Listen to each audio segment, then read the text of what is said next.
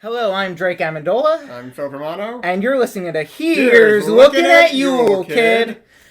Now, Phil, usually it's just us sitting here. We watch Yul Brynner movies. Well, we look at Yul Brynner movies. Of course, the sound is off. Yes. No captions. It's a very thin premise for a podcast. We just want to look at Yul. And today we have a special guest. We do have a special guest. We have had guests in the past. That's right. Carrie, my girlfriend, has been on. Yes. Taylor, who sometimes listens to part of the podcast until we've mentioned. Right. So bye, Taylor. Yeah. And we have a guest today as well. We have Academy Award winner Ron Howard. Ron, welcome to the show. Welcome to the show. Good to be here. Thank you for coming. Now, usually we start asking about someone's history with Yul Brynner films. Right. Yours is pretty integral to your whole your journey kind of began with The Journey, the movie we're discussing today. Well, we should begin the film. Yeah, Okay. so we're going to start the movie. So if you're watching along... 3, 2, 1, play. Great. I actually finally watched the movie because maybe I saw it when I was 5 years old. Right. I don't know. I did it when I was 4. Came out when I was 5, but I've never really watched it. It would occasionally show up in the syndicated. And it was not a big hit movie. Sure. It was pretty well regarded, but it wasn't a big hit. And I went back and watched it like about 2 months ago. Oh. Good movie. How's that? Yeah, I enjoy. I'm excited to watch it right now. Yeah. I don't know if we're not going to get the full experience. Right. Okay, getting some information. Takes place during the Austro-Hungarian conflict. Is it a war conflict? So the movie was shot in 1958. Right. This is really a ripped from the headlines movie. Yeah. In 1956 was this brutal takeover of Hungary.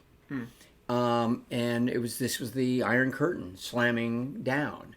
And so Yul Brynner plays a Russian commander who's in charge of this border crossing. But in reality, the history of this moment of time was is incredibly powerful, very, very dramatic, and the whole world watched because the United States kind of let it happen.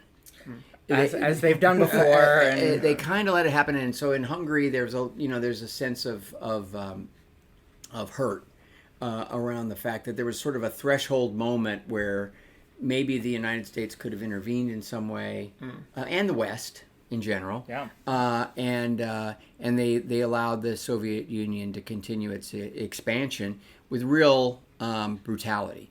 Now, years later, I made one of their Dan Brown, Tom Hanks movies in Budapest, and it was really, really interesting because this was shot in Vienna. Okay. And of course, they couldn't have gone to Budapest at that time. Right. So now I'm in Budapest, and I'm talking to a lot of crew members whose parents and grandparents were around during this time, and just talked about how brutal it was and how many people were taken away to camps and imprisoned and questioned and tortured. And so it wasn't just a political thing. There I am. Oh, taking a nap. Taking a nap in the opening shot. Yeah. Now, so how much of this were you aware of at the time? None. But what it had was a lot of cool tanks around and people with machine guns. And so for me, my introduction to the business, it was remarkable in as much as it was like stepping into another world. And meanwhile, I will say that Vienna, there was post World War II wreckage still very much in evidence. So everybody involved in this film, the war was only 17 years old when we were making this film, and so that's less time than 9/11. So it was very vivid in everybody's mind. I had no idea about that, but it was a fascinating experience. And in a second here, you're going to see my father. He was actually, I think, kind of in one of the opening shots of the movie. He plays one of the Russian guards. Okay. And I was going to, am I correct to believe was this your family's first time traveling to Europe. Yes. So here's the story. My dad was an actor. He and my mom met. By the way, I see you have our book, The Boys, that my brother The Boys and I wrote. I tell quite a bit about the journey, and a lot about my parents, their romance, which is kind of cool. Their journey. And and they're sort of running away to get married while they're acting in a children's theater troupe that's traveling the country and that sort of thing. So my dad started making a living really right off the farm, basically. Not a superstar living, but a living here in New York. Working actor.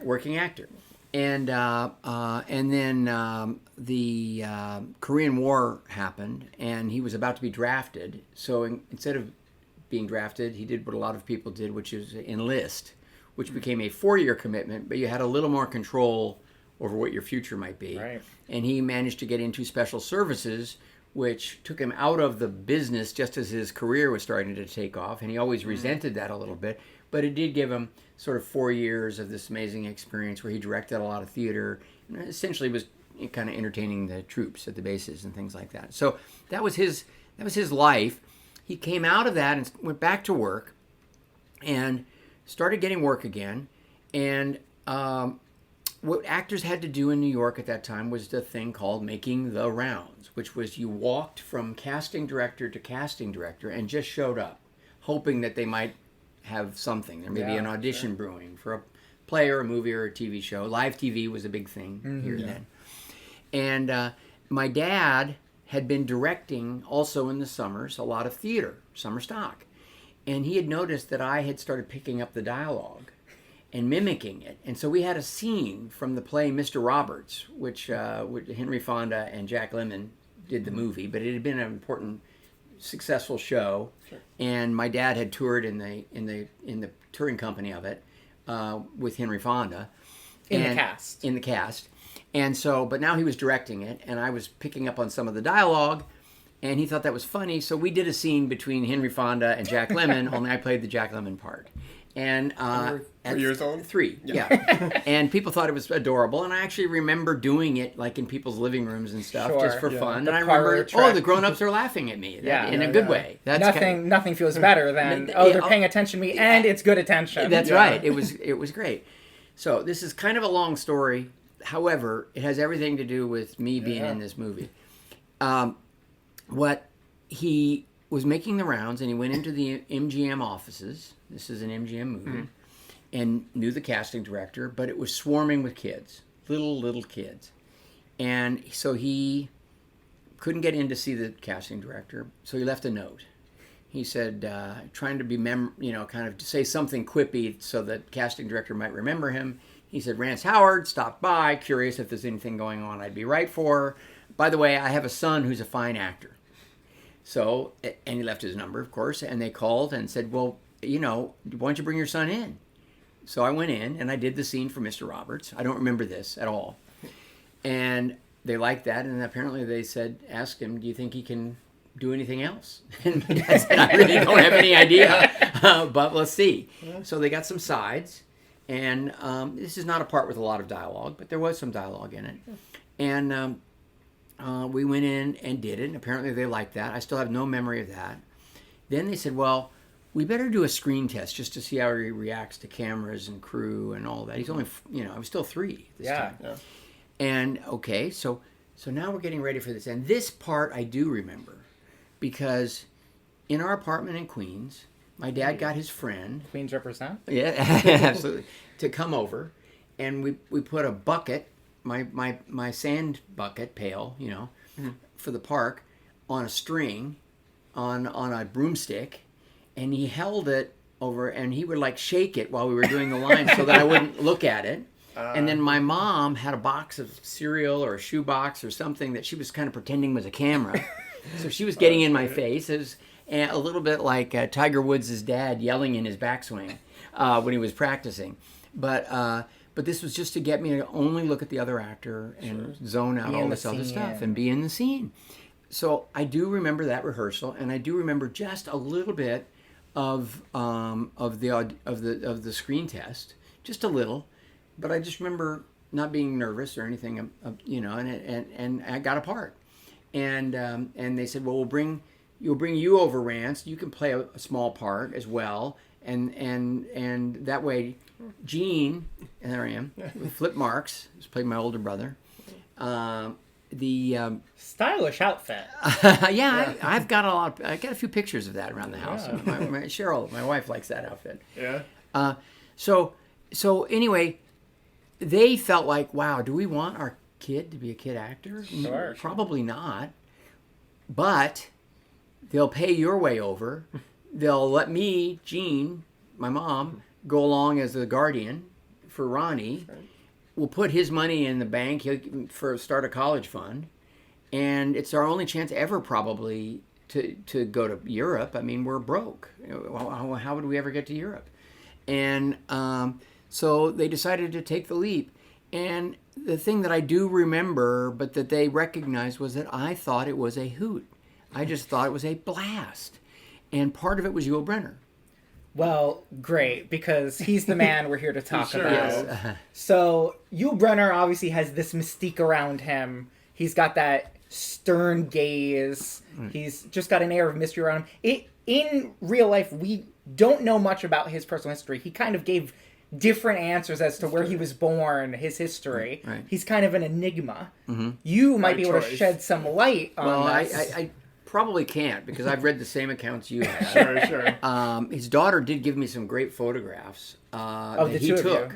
Because he's a tremendous photographer. Oh. And yes, he's got photography books, I believe. Yes. In fact, get them and put them on, because, I mean, he was a real artist, and he sort of, he recorded, but they're not just snapshots. I mean, he's a really good photographer. And so they're really worth looking at. But so I don't know anything really, about him. But what I remember is not stern. What I remember is that there were about 7 different languages being spoken on that film by the crew. It was a very international crew, and actors as well. French, Spanish, German, Russian, English, all being spoken. He spoke every language. The script supervisor spoke every language. Wow. And I remember the two of them joking around, like changing languages on each other and kind of having fun with it. But Yul Brynner spoke all those languages. The thing that I remember the most is one scene, and I wrote about it in the book. So this is the scene I think you were wanting to talk about. We talked a bit before we recorded.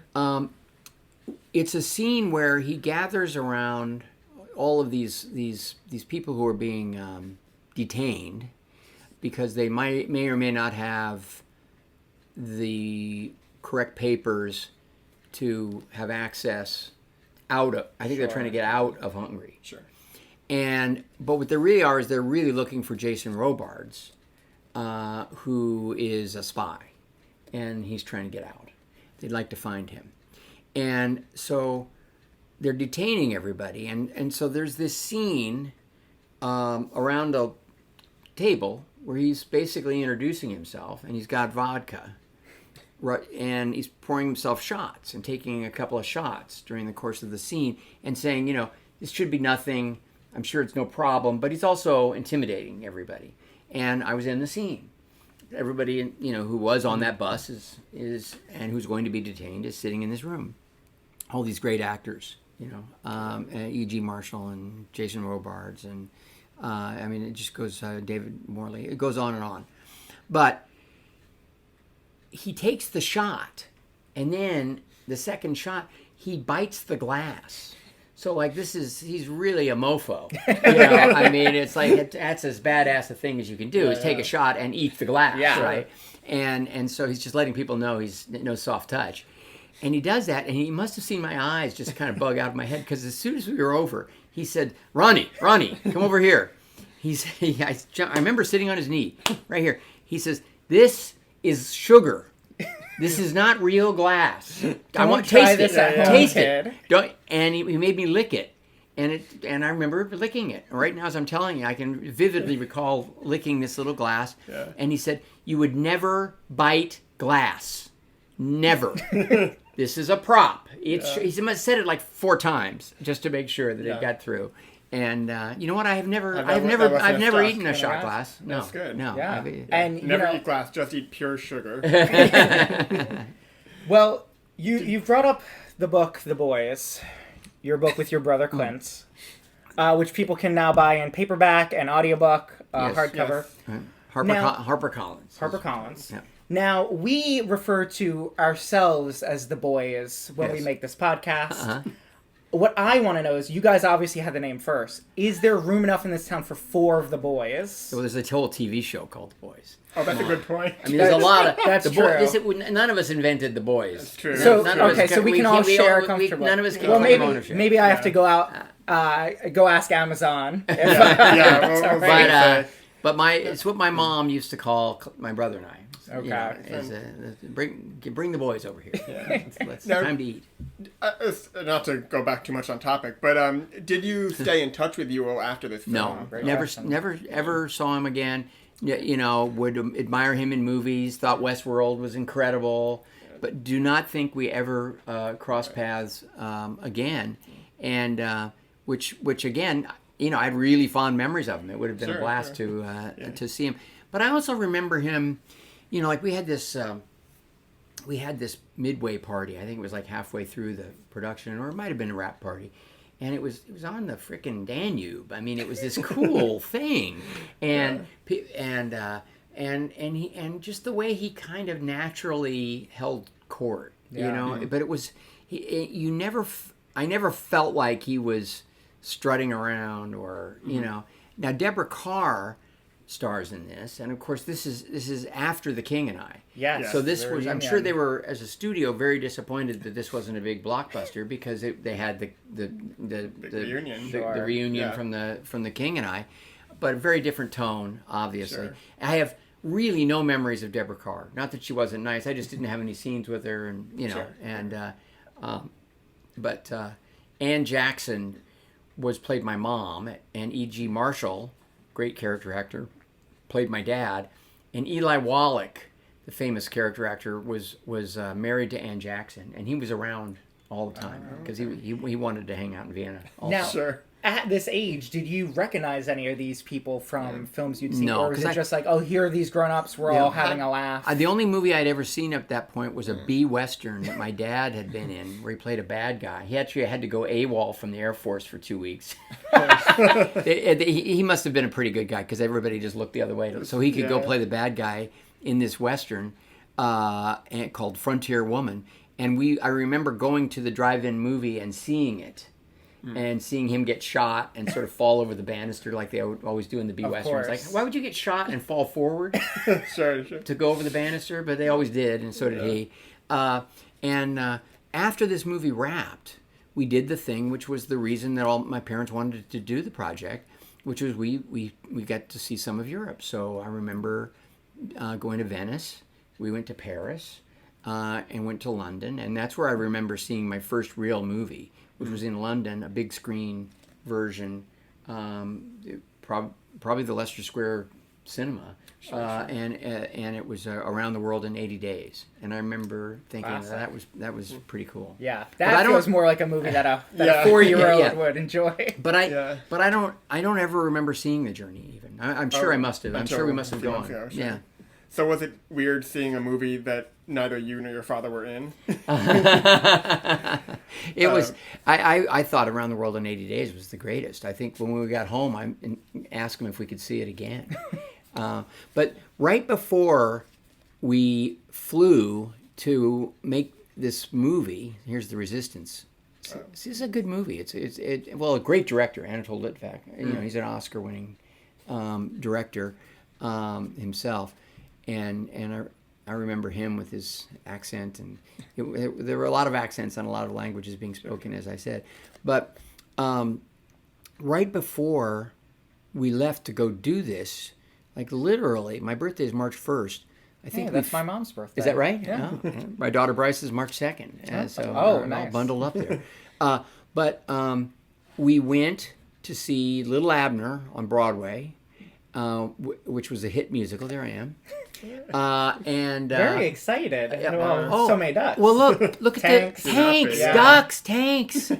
They gave me these toys I could play with. I mean, it was a blast. The whole pretend thing was something I seemed to really understand. And I think a lot of kids naturally get that. Yeah, and that everybody was pretending. Yeah. Was kind of, and again, my dad was a great acting coach. You know, he never did it for other people, but he would have been incredible because he just knew how to simplify the real fundamentals of film acting. And so it wasn't just child performing; it was actually understanding the scene and being a part of it. Well, and that's the way I felt. And in the story told, I feel like a big part of it that maybe is an issue sometimes with child actors is tuning out all the cameras and the lights and I think just having that be one of the fundamentals probably was a great. I think from that early broomstick and string and a bucket. You ever audition an actor and they're distracted and you're like, they wouldn't have cut it in my queen's apartment. My dad would have taken care of this problem long before he got to this office. That's right. Yeah. But it was also fun because this actor Flip Marks was a kid, a couple of years older than I was, and we were all around, and you can see I didn't have that much to do, so it was a pretty good experience. Yeah. Later, I directed Jason Robards. Jason Robards was already a renowned stage actor before he did this movie, and this movie says introducing Jason Robards Jr. Oh, wow. And so later I directed Jason in Parenthood, and I said, well, I guess we were both had our first movies together, which he remembered. Yeah, which tickled me. This leads me to a question, which is on the internet, you have another movie listed uncredited prior to The Journey. That's Frontier Woman. Okay, because I was in it. Okay, you were in it. Well, they needed a baby to cry. Oh, okay. So you're like a small baby in this film. So I was 18 months old or something like that, and I guess So they gave me a toy tomahawk or something like that to play with, and then rolled the cameras and took it away, and that made me cry. The director got what he wanted, the son of a bitch. Didn't give you credit for that. Wow. Yeah. No, I wasn't paid. I don't count it because there was no paycheck involved. Yeah. This is why people are striking. But rights for babies. Rights for babies. We believe all babies should have rights. So anyway, so those are kind of my memories of Yul Brynner, except that, of course, he was a very charismatic and constant presence. But I don't remember him as a somber guy. I remember him as gregarious, relaxed, and cool. Sounds like life of the party, kind of. Well, not that. Not like not like he's a performer. Yeah. But just relaxed. Okay. Think Clooney. Okay. I kind of think he was just really comfortable in his own skin, Right. We often talk a lot about things that are tangentially related to what we're doing. Correct. And have a topic or a game. I do have a game I'd like to play. It's called Journey vs. Journey. Are you a fan of rock and roll music and or classic science fiction novels? I have appreciation for both, but not a deep well of knowledge. That probably works. I think that's the ideal. Well, you brought up Around the World in 80 Days, based on a Jules Verne novel, very related. This is I'm just going to say some titles, and you have to guess whether it is the title of a song by the classic rock band Journey or a chapter title from the classic novel Journey to the Center of the Earth by Jules Verne. Okay. We'll do a few of these. I mean, some are easy, some are hard. We'll start with an easy one. A Guide Found to the Center of the Earth.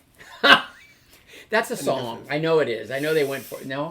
So close. It's actually a chapter. To me, I saw that movie and I kind of thought there was a thing where you can get back on track. I remember the movie, but I just remember rock and roll chords with it. I mean, some of the chapter titles. This might have been the scene I was talking about, by the way. Let's see if he eats a. The shot glass. See that wheelo? I had one of those. I had one of those. Yeah. I got to play with the wheel. See, there he is dealing with me. Yeah. I don't know if this is the shot glass scene or not, but I remember this. Stamping. Yeah. I don't see any glasses on the table. No, I don't think this is the shot glass scene. I think that comes up soon. And this, I believe, is the first time we're seeing Yul in the picture. Yes. He did not get top billing. Deborah Kerr did. She was a huge star globally, and probably a bigger star than Yul Brynner at that point. Especially at this point. Well, this is still only a few years into Yul's career on film. He did a lot of them Fast and Furious. Like, he was in 8 movies his first 3 years. Well, there were 7. He did 7 films in between 1959 and 1960, and that's 2 years. But I'll tell you, one of my early memories is Taurus frickin' Bulba. I love that movie. That is a great Taurus Bulba. You got to see that. I don't think we've seen that. Oh yet. My God! Oh, he plays so we've been watching them in chronological order. Uh-huh. So I think this is our 6th or 7th. With Tony Curtis. Tony Curtis, great actor. Yeah. Phil, what other journey? Yeah, we'll go through something. Yeah, let's go through Vertical descent. Vertical descent. Some of these are a little trickier. That could be tricky. I'm gonna game this one because I don't really know. Sure. And obviously, somebody would say vertical descent in Journey to the Center of the Earth. Mm-hmm. But could a songwriter also find that an interesting lyric? I think so. It sounds like a cool song title. I'm gonna go with a lyric or a title. Unfortunately, that is also a chapter. It is also a chapter. Damn. Right. See, the reality is I have no clue, guys. But let's keep playing. That's fine. That's fine. Well, so to follow vertical descent, we have After the Fall. Well, that's a song. That's got to be a song. That one is a song. Okay. I actually thought maybe something happened. Well, I could say so. After the fall. Yeah. Someone help fix his leg. It sounds like a musical theater song, to be honest. Yeah. A lot of. I wonder if it's a musical of. See, they have a lot of slow camera moves to try to figure out who might be. They're setting up red herrings here. Sure. And does the viewer already have this information, or is it pretty much because you've seen Jason Robard sweating like a pig? Right. He's obviously he seems to be shot or something. Deborah Carr's looking after him, but I think what is going to happen here is there's a little chemistry between Yul Brynner and Deborah Carr. Oh, yeah. Who would have thought? Yeah. There's a little chemistry between those characters. This was a French guy who was kind of a ventriloquist. He was fun. Oh, did he utilize that in the film? He used to do it with me. Utilize that? Yes. Okay. Okay. Let me keep failing at this quiz. Hey, you got the last one. City of Hope. City of Hope. City of Hope. That sounds like it could be both too. It could be both. I'm going to go with the song. I think song. That is a song. Okay. Yeah. See, remember this. See how you could do this? Oh, I see. Oh, that is a terrifying toy. Oh, I saw that and I was like, that's so much fun. That looks like it was a little puppet. He could take the ball and hello. There's what's it called? An automaton. Have you heard of this? It's a musical. It's like an electronic musical instrument. It kind of looks like that, but with a neck. It looks like a big music note, and you squeeze it, and it makes sound. It kind of similar to that. All right, a real challenge. Okay. Well said, Olmo. Canst thou work in the ground so fast? Well, I'm gonna take a wild guess here. Yeah. And just say that's probably the book. That is correct. Yeah. I was not super familiar with this book before I did all the research for this game, and some of these chapter titles have made me want to read this book. There are a lot of very fun ones. We'll have to do a book club. You guys got to. One thing just to mention is I'm just remembering watching this. The lights in this era for making a color movie were so hot and bright that all these people in all these coats were like sweating. Oh. Yeah. And somebody joked around. I wrote a lot about sweat apparently in the book, The Boys, because that was my impression. Is people were just. I felt hot too, but because the lights were so much hotter than they are today. Yeah. Film speeds and now digital are just so much faster. They just require so much less light. And in these days it was just lined with bright lights, just burning, and then key lights too. And then it was a movie I acted in, American Graffiti, was like one of the ones that broke that rule. It went to these incredibly low light levels, like shockingly low, and it got nominated for a lot of awards, but one of them was cinematography because it was this bold experimental thing. So even though George Lucas was making a movie about teenagers, driving in cars, he was still breking cinematic boundaries and experiment. Was it a different film process that was used that made that possible? He used Super 16, so it would have a grainy look, because you had to blow it up to make it to 35. So that gave it a grain that no one else would thought was an idea that people really had. He thought it would be cool, and he was right. And he shot at these incredibly low light levels for naturalism because he wanted it to have a very organic, almost neo-realist kind of a feel, right? You know, and nobody had really dared to do that.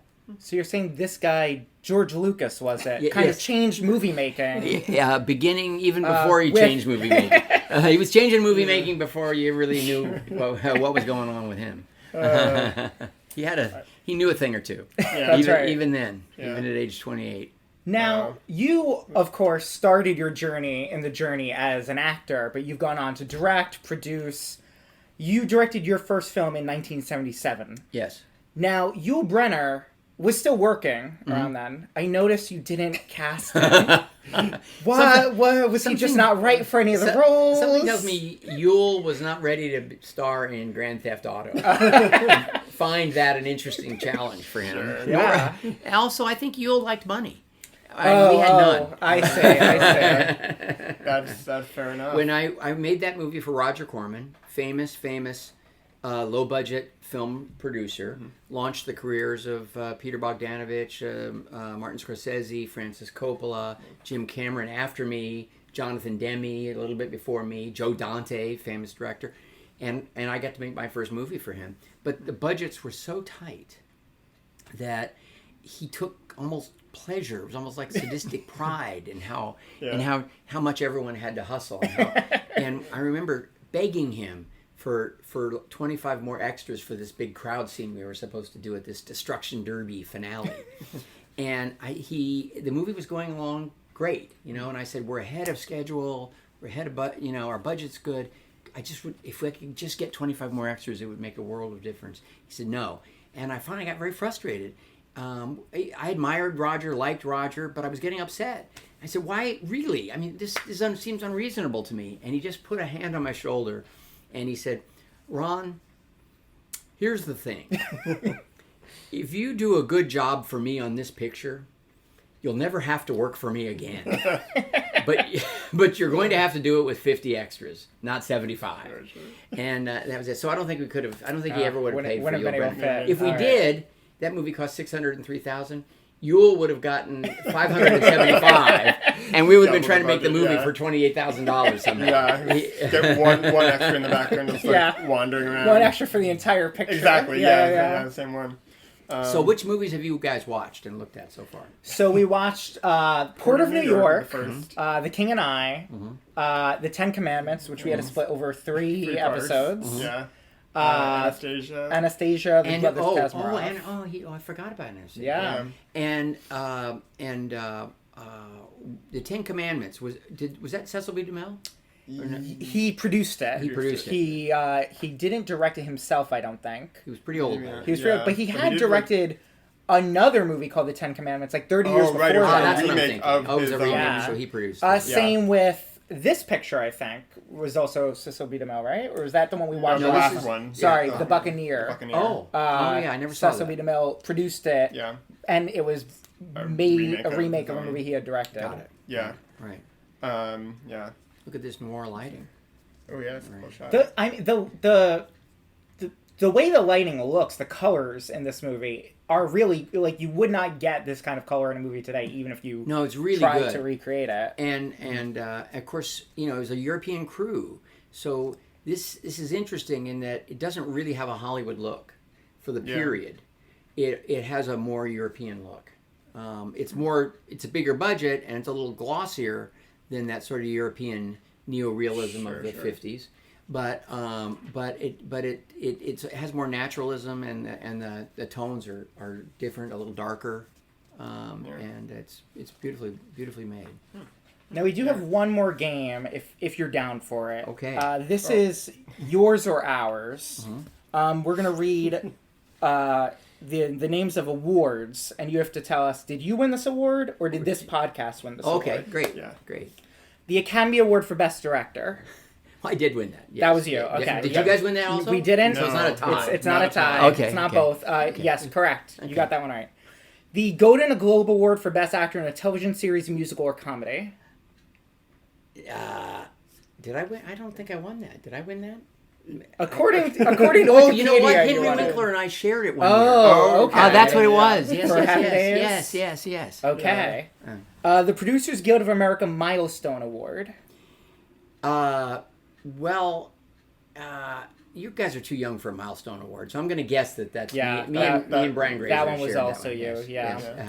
The Saturn Award for Best Director.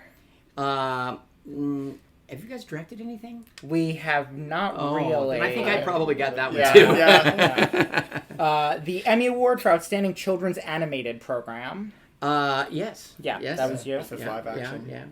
The Austin Film Festival Award for Extraordinary Contribution to Filmmaking. Well, I think I might have seen you there that year. What year was that?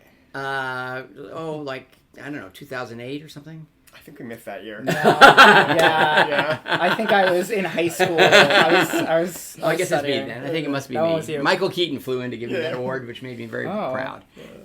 The Big Apple Best Podcaster Award. That's me. I'm a dynamo. 100% right. That is you. Presenting you this award for Best Podcaster. Congratulations. Why, thank you. Pure gold. Wow. I'm going to wear this with pride today. Yes, I have an important business lunch. Now, how does that stand up to some of these other awards you've won? You know, I noticed you're not walking around with your Academy Award. No, I think the most recent one always just feels the best. Exactly. You know. Well, congratulations. So thank you so much. Relevancy preserved. Yeah. Well, I've got a question actually. So you're wearing the hat. I know you're on the board of Jacob Burns Film Center. It's a wonderful nonprofit movie theater education center in Pleasantville, New York. What is your favorite part of the marble installation in the lobby? I just like that the popcorn's really good. Yeah. I mean, here it is, this kind of serious place, and you would think you wouldn't get good popcorn, but in fact, it's really good. I do remember that actually. Yeah, I've never been here, but I do choose movie theaters to go to based on how good the popcorn is. So I think I'm going to have to. Good popcorn's a great experience overall. Jacob Burns is a great place. Yeah. On a slightly serious note, what I love about it because it's great for film enthusiasts. Mm-hmm. They do an array of movies from really accessible, current stuff, but they always keep great documentaries coming. They always have the kind of cutting edge independent movies, international documentaries, but they also have the education center that you were talking about. And this is so great, not just for kids, but they invite filmmakers from around the world to come and be fellows and interface with I keep telling people it's almost like a YMCA or a YWCA for media stuff. They have facilities where you can edit. It's I'm really proud to be a part of it. Oh, here we go. There's some glasses on the table. Yeah. Oh, and it's a dinner. Oh, it was a dinner scene. See, I didn't remember it properly. And that's what this podcast is all about. Rekindling memories. Yeah. Now, I do feel like there's probably a decent chance this is a long scene where they talk before he bites the I have a feeling we gotta wait. I was going to say, I've been to Jacob Burns several times. I think my strongest memory from it was I went to see Boyhood there, the Richard Linklater. Oh, great movie. And Did he speak there? Was he there? Because they often have the filmmakers come and give talks. I don't believe he was, but I'm forgetting his name. The boy of Boyhood was there. Yeah. And it was a very surreal thing to kind of either see this whole thing with him growing up over 12 years and then he just popped out of the screen. There he was. I went to the first test screening for that movie in New York. Wow. And it was so packed that I was sitting in the front row all the way to the left. The best place to sit. But I still love the movie, so to enjoy it despite that circumstance. Yeah, great movie. Yeah. I wish Yul Brynner had been in that movie. If only. Then he could have played the Ethan Hawke role. Ethan Hawke's great, but you've got a lot of movies to look at. A lot. We sure do. And cover, and what is interesting about him is that, he was a guy who, he was a real artist, thought like an artist, comported himself like an artist, but he also was very commercial. Yeah. And movies were how he made money. And he also wanted to live a big, kind of European life. And he did. So he made all kinds of fascinating. All kinds of films. Do you have a favorite Yul Brynner starring film? Well, Westworld is so amazing. And of course so is Magnificent Seven. He's great in that. This Taurus Bulba is probably not a very good movie, but I just loved it. I loved it because he was kind of playing a Cossack, and as I recall, I've actually only seen it twice. You'll have to watch it again when our episode comes out. You can listen along. Definitely while you watch that movie. That's right. So this, as we've talked about, this is your first credited role, and you're credited as Ronnie Howard, which was your credit until about age 19, I believe. Yeah, I think American Graffiti was the last thing that I was credited Ronnie Howard as. Okay, and I was wondering what there is specific reason it changed, or just I just was interested in. I just felt like Ronnie was a kid's name, and although people still call me that, including my wife Cheryl, you can, and Henry Winkler, they're the sure. So but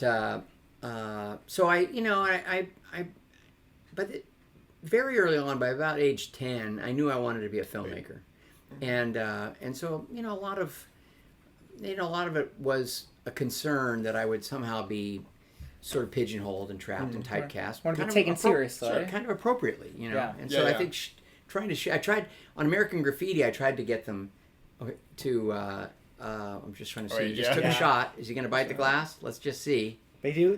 People were. What if my memory of this is completely wrong? No. And he never bites doesn't break the glass. And I put it in the book. Edited version of The Boys. Everything. If that happens, we won't release this episode. We'll preserve the secret for you. This could be a really valuable episode if that turns out to be true. He's taking a lot of shots here. Yeah. Well, you said you watched it a few months ago, right? Yeah, but I didn't. To be honest, I just watched the first half hour. Okay. It's also always possible. Maybe they were watching the edits and they're like, you know what, we got to cut this out of the movie. It'll influence children to eat glass. Stuff gets cut. Now he's up. Is he leaving? They heard you were talking to you. And wait. They're like, we can't let kids maybe think he never bought. okay. God, maybe they cut out. Oh no, he's getting another bottle. Another bottle. There's also a lot of maybe he'll bite this glass. Could come later on. He's challenging her. This is actually. I'm on the edge of my seat. It's a really good scene, and I just. Yeah, I bet there's some great dialogue here. Yeah. Well, and people you guys never indulge in the dialogue. We can't. We only look at Yul. We committed to this. It's a very small premise, but we've gotta stick with that. A big commitment. But we do a lot of movie making is visuals. There are times where we have gotten lost in just the visuals of something. Yeah. And there have been times where we've forgotten to talk. Well, I'll tell you, I advise filmmakers all the time when I speak at a class or something like that. I say, if you really want to think about cinema and understand it, find the scenes you really like, watch them with sound once or twice, and then watch it again with no sound. Yeah. And really understand what the director did, how they shot it, what the cinema of it was, because it's very revealing. So when I'm on an airplane, I often watch movies with no sound. Yeah. And just to sort of see, what they were doing. And from a performance perspective, Yul is often, you're getting what he's laying down just from the picture. The eyes. Yeah. I'm just really praying that he in fact bites this glass. He looks like he might. There's someone shooting up the windows. I don't think so. There's a lot of this movie left. If this happens after you leave, we'll let you know. Yeah, we'll send you an email, let you know. Because that's, I think, very possible. But I wonder if they cut it out. That's what I'm saying. Maybe it was just, they said nobody could bite glass. Nobody could bite glass, and we don't want kids to think you can. So we should, we're all about influencing the children well. Yeah, because I think that was the main audience for this was children. Yeah, certainly.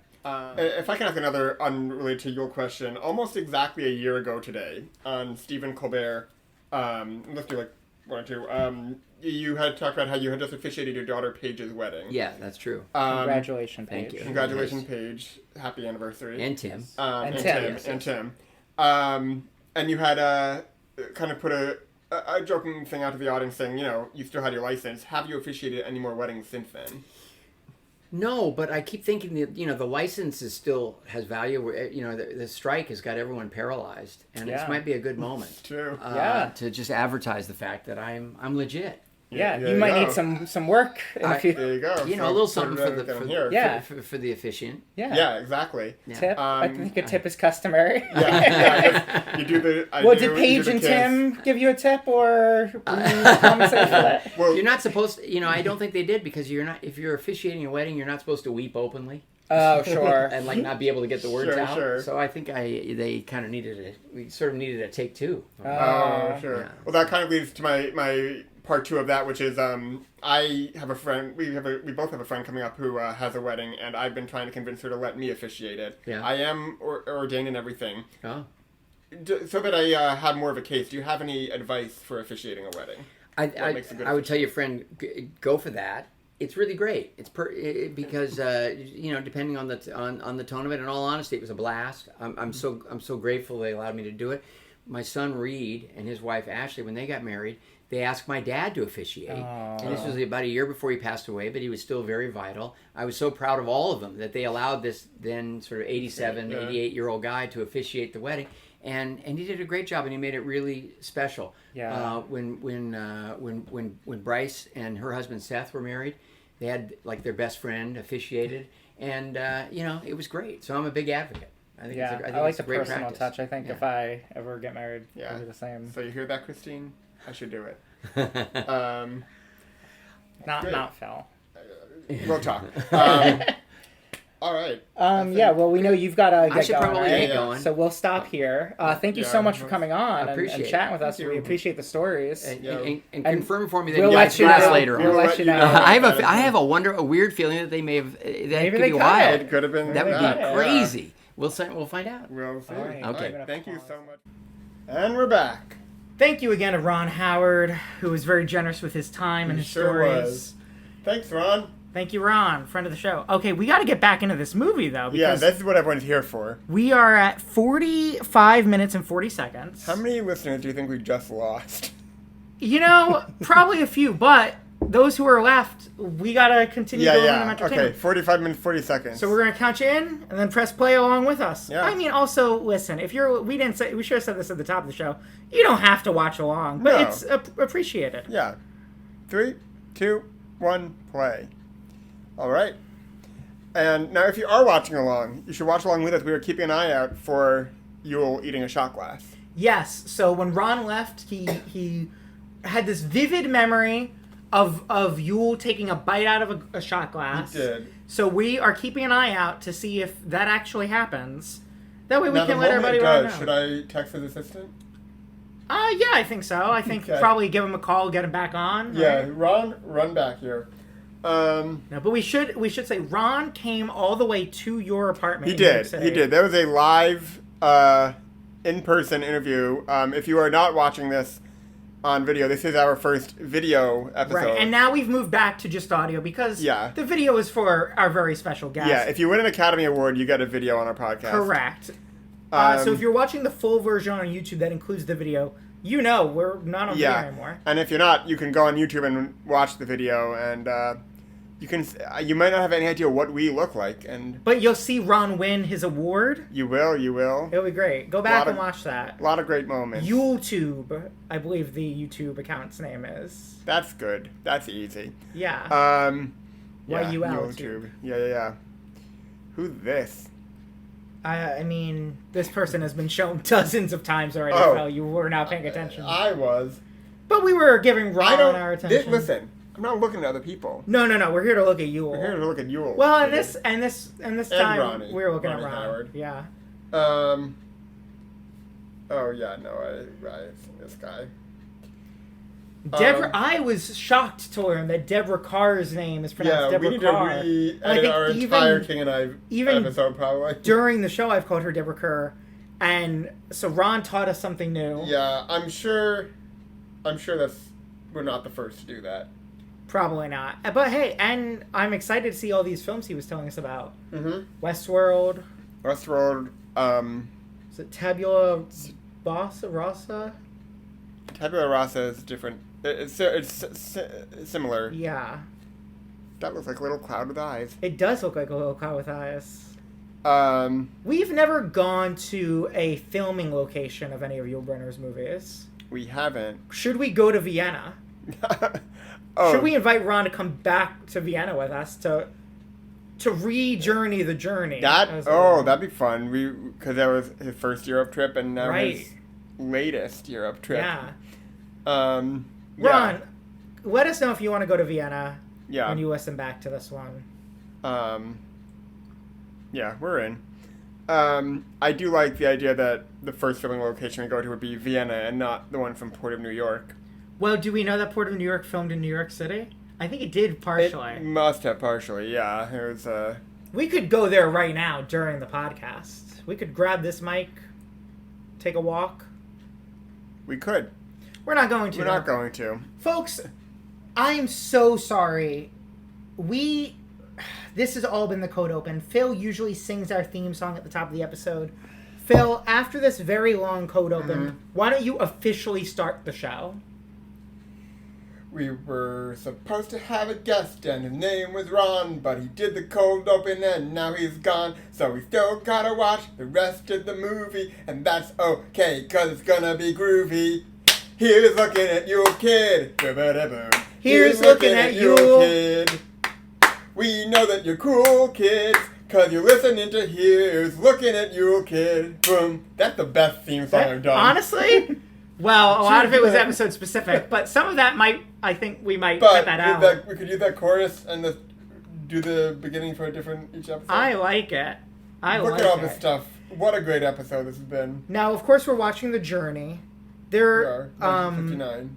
Right, 1959, full movie. And you can find this online. You can rent it if you're not watching along on a DVD or a video. If you really can't find it, contact the pod. We can help you out. I don't know that we can. Well, how can people contact the pod? So, first of all, we should check if there are any calls. Why don't you sing the Checking the Calls song? It's time to check the calls, kid. We're gonna check the calls, kid. It's usually just Jake's dad, but we're gonna check the calls, kid. Do we get any calls, Phil? Let's see. Let's open our voicemail machine. What did I use this? Oh yeah, here we go. Nope. No. Wait. Oh. Oh, I have a missed call from. I don't know what that is. Nope. No calls. All right. Did you just punch her in the face? What just happened? He does appear to be working, but she likes it, I think. Oh boy. How about what? So no calls, but you can call in if you've been listening to the episode and you have thoughts. Yeah, give us a call. Want to correct us. Maybe I don't think I got. There were a couple of words that Ron wasn't sure that he'd won. Yeah. I'm a little worried that my information is incorrect. But I mean, we could confirm, or we could have our listeners confirm. Yeah. And what's that phone number to call in? I feel like people might actually listen to this one. Yeah. 518-966-2442. And that's it. They can pause and rewind. It's fine. Yeah. So call in. You can. Do we have an email address? I don't know. You can email our manager. Yeah. Louis Gruva, GRUVALOU @gmail. And he'll forward us your messages, and we'll read them online. Yeah. On the show, and also if you send us a message in a bottle, we'll read those too. We will. But it must be. The bottle must end up at the Port of New York. That's where we check. I think you said, however it gets to us, we'll read it. Okay.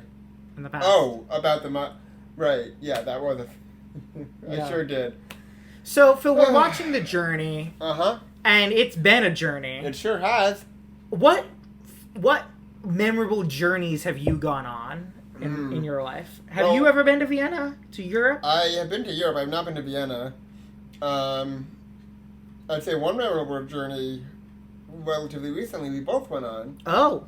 Which was we walked the entire length of Manhattan. We did walk the entire length of Manhattan. This was on... It was the anniversary of, like, the I want to say... It was some monumental day in New York City history. It was, like, the anniversary of New York City. But we didn't know that going in. We didn't. We found out that day. Yeah. But we walked... We took the train up to, what was it, 221st? Yeah, something like that. The one right before, as high as you can go. As high as you can go. Then we walked up to the little bridge that connects the Bronx to Manhattan. So the top... And with a friend of the show, Taylor. Yeah. Mainberg, who... Maybe next time a friend of the show, Ron. Maybe. Ron, if you want to walk... I mean... Would you do it again? I know you don't want to do that again, but would you do it again if Ron came with us? I don't know if... Ron's not as young as we are. Ron doesn't want to do this. I don't think Ron... We can't subject Ron to that. No, that's fine. He's a friend now. We can't subject our friends to that. Now, if Ron specifically asked you to do it, though, if Ron asked if I'll walk... Well, look, Ron did us a solid by coming on the show. Yeah. If he wants... If to return the favor, he wants me to walk the length of Manhattan with him... Oh, look at... He's back. I'll do it. There he is. He's back. I gotta say, he's very cute in this movie. He is. I mean, famously. Famously. I don't think I had ever seen him as a child before, though. Not this young. Yeah. I mean, he wasn't that much older in the Andy Griffith Show. Jack, right? No, but I don't know if I've ever seen an episode of that. Have you? I don't know. I've seen clips for sure. Well, Should we put it on our phone in front of the screen and watch Andy Griffith? Let's save it for the Patreon. Yeah. The thing about Ron's career, it's very storied. I'm a huge fan of a lot of his works. He is as well. Willow is one of my favorite. It's one of my girlfriend's favorite movies. I really love it as well. Love the TV show that they made. He produced it. Solo, A Star Wars Story, my second favorite Star Wars movie of all time. Great. There's a lot I would have loved to ask him, but we are not here to talk about these things. We're here to look at Yul. He looked at Yul with us. He did. I feel like, he really got it quickly. I do feel like not only did Ron play along, and we're thankful for that, he kind of kept us on track in a way that is quickly devolving. Yeah, because he did bring us back to the picture a few times, point out interesting moments. Yeah, for sure. In a way, now I'm looking at the lighting on this. The lighting is great, and he's got that director's eye. So. Oh, I meant to ask if he wanted to make a remake of this. Well, it pencils down, Phil. Yeah. I bet this is the scene. We want to give a special thanks to Alessandra Mendez, who was here. She worked the cameras for us. Yes. Was our woman behind the scenes, but she watched the film and listened to the film prior. Yes. Prior to this. First for the podcast. First for the podcast. Having someone who had actually seen and listened to the film. And I guess second because Ron had as well. I think this is a scene that she told us about, where Deborah Carr's character tells Yul Brynner that all the other characters are afraid of him. Which, as we've learned from Ron, is not true. And that Yul was very nurturing towards not them. Intimidating. Yeah. I would be interested in talking to some other people who knew Yul even more. Like, if you're listening and you are or know one of Yul Brynner's children, let them know about the pod. Look, no pressure. If I understand this is your dad, you might not want to come on and talk about him. Might be too close of a subject. But listen, if you want to come on and tell some stories about your dad, we'll watch your favorite movie of his together. As long as we haven't already. And we won't listen to it, but we will watch it. Yeah. And you can tell some stories. Did he teach you not to eat glass? That's true. I will always remember that lesson now. Yeah. Well, here's the thing. We took a pause. We walked right out. We went to lunch. I did not bite my glass at lunch. Their friend of the show, Taylor Mainberg, famously wants to eat glass. Well, we need him to listen to this episode. I hope he's still listening. Yeah. I've learned. That's a no-no. That's a no-no. If it's sugar glass, that's fine. Yeah, but I did see. Last night I was trying to find a sugar glass supplier in New York. It seems a problem is this breakaway glass. It used to be made of actual sugar. Nowadays, it is not. Oh, is edible? It some sort of synthetic? Yeah, it seems to not. I think it's like non-toxic, but it's not sugar because I'm sure there's problems with melting and under the lights and stuff. Right. And so it's. I mean, I have some. I think it's also was harder to crash through if it was. I have some fake glass right here, but this is like rubber glass because we had to step on it. Now we're no longer on video, so viewers can't see this. Yeah, but it is just. It looks like a broken piece of glass, but it is. But it feels like soft, rubbery. Kind of feels like glue, like a glue type of. Oh, like if you peeled off dry glue. I think I might have broken more. Sorry about that. That's okay. Yeah, Yeah. But now I feel like Yul kind of. Yeah. But it's a little dusty. If we clean it, it is very cool, like to see a whole pile of this. We should try to find. Well, okay, so we've talked before about how eventually we're going to make Here's Looking at Yule Kid the motion picture.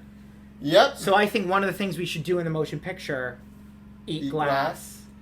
But not glass. For real. Ron taught us. I did find recipes of like how to make sugar glass. Okay. And I briefly considered that I make a sheet of sugar glass and just have broken glass for us to all eat together. But it would have been a lot of ingredients, and I probably would have burned my apartment. Well, and look, it looks like, Ron... Well, did we talk about Schmackeries on the air? I don't even remember if that was before the podcast started or not. I think it was before we started. Okay. Well, then never mind. That's just for us. Okay. But all that to say, nowadays, you don't want to eat the breakaway glass. Okay. So, if you're listening to this and you're a child, and you thought, well, I learned from Ron Howard, who learned from Yul Brynner, that you shouldn't eat glass, but if it's made from sugar, if it's a movie glass, you understand, and you find yourself on a movie set, don't just start biting or licking the glass. Don't. Because it might not be sugar anymore. I also, one thing while he was telling that story, he had him eat directly, well, there probably wasn't real vodka in there.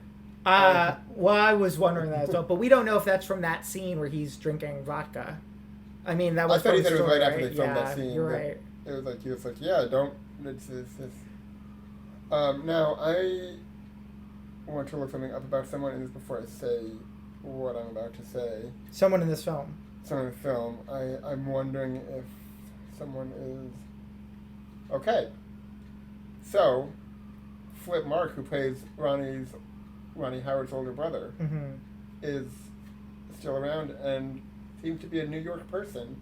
Although he hasn't been active in acting since 1972. But he's also from Queens, from Fresh Meadows, Queens. Oh. Sorry, what was his name? Flip Mark. Flip, if you're listening, and if you have any stories you want to tell about Yul or Ron. And Flip, I know your real name is Philip. That's my name too. Now, okay, so we got to the wow, I can't words. We got to the bottom of whether or not we could all be the boys. We did. Is there room enough on this podcast for 2 Phillips? Would you be okay having a guest named Philip on? Yeah, I'm fine with that. Also, wow, yeah, he retired when he was 24 years old. Hey. Good. I will say, I will not tolerate any Drakes on the show. Sure. So, Lou, our manager, if you're listening, and you were thinking of reaching out. I will not tolerate any 2L Phillips. Okay. What about more or less than 1 L's? Like 3 L's or no L's, but somehow still Philip? Yeah, I want to talk to those people. Yeah. Or like capital I's in the middle of their name, or Roman numerals, maybe? I don't know. One. What is L? L is a Roman numeral. Yes, that is 50. Colin, tell us what the Roman numeral. Right? Is it? No. I feel yes. C is 100. C is 100. M is 1,000. What's D? D? Oh, D might be 500. Oh, okay. So, yeah.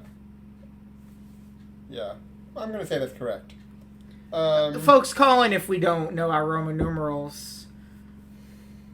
You was wearing what looks like a very heavy, and now I'm just looking at their outfits and thinking about how Ron said it was so hot on set.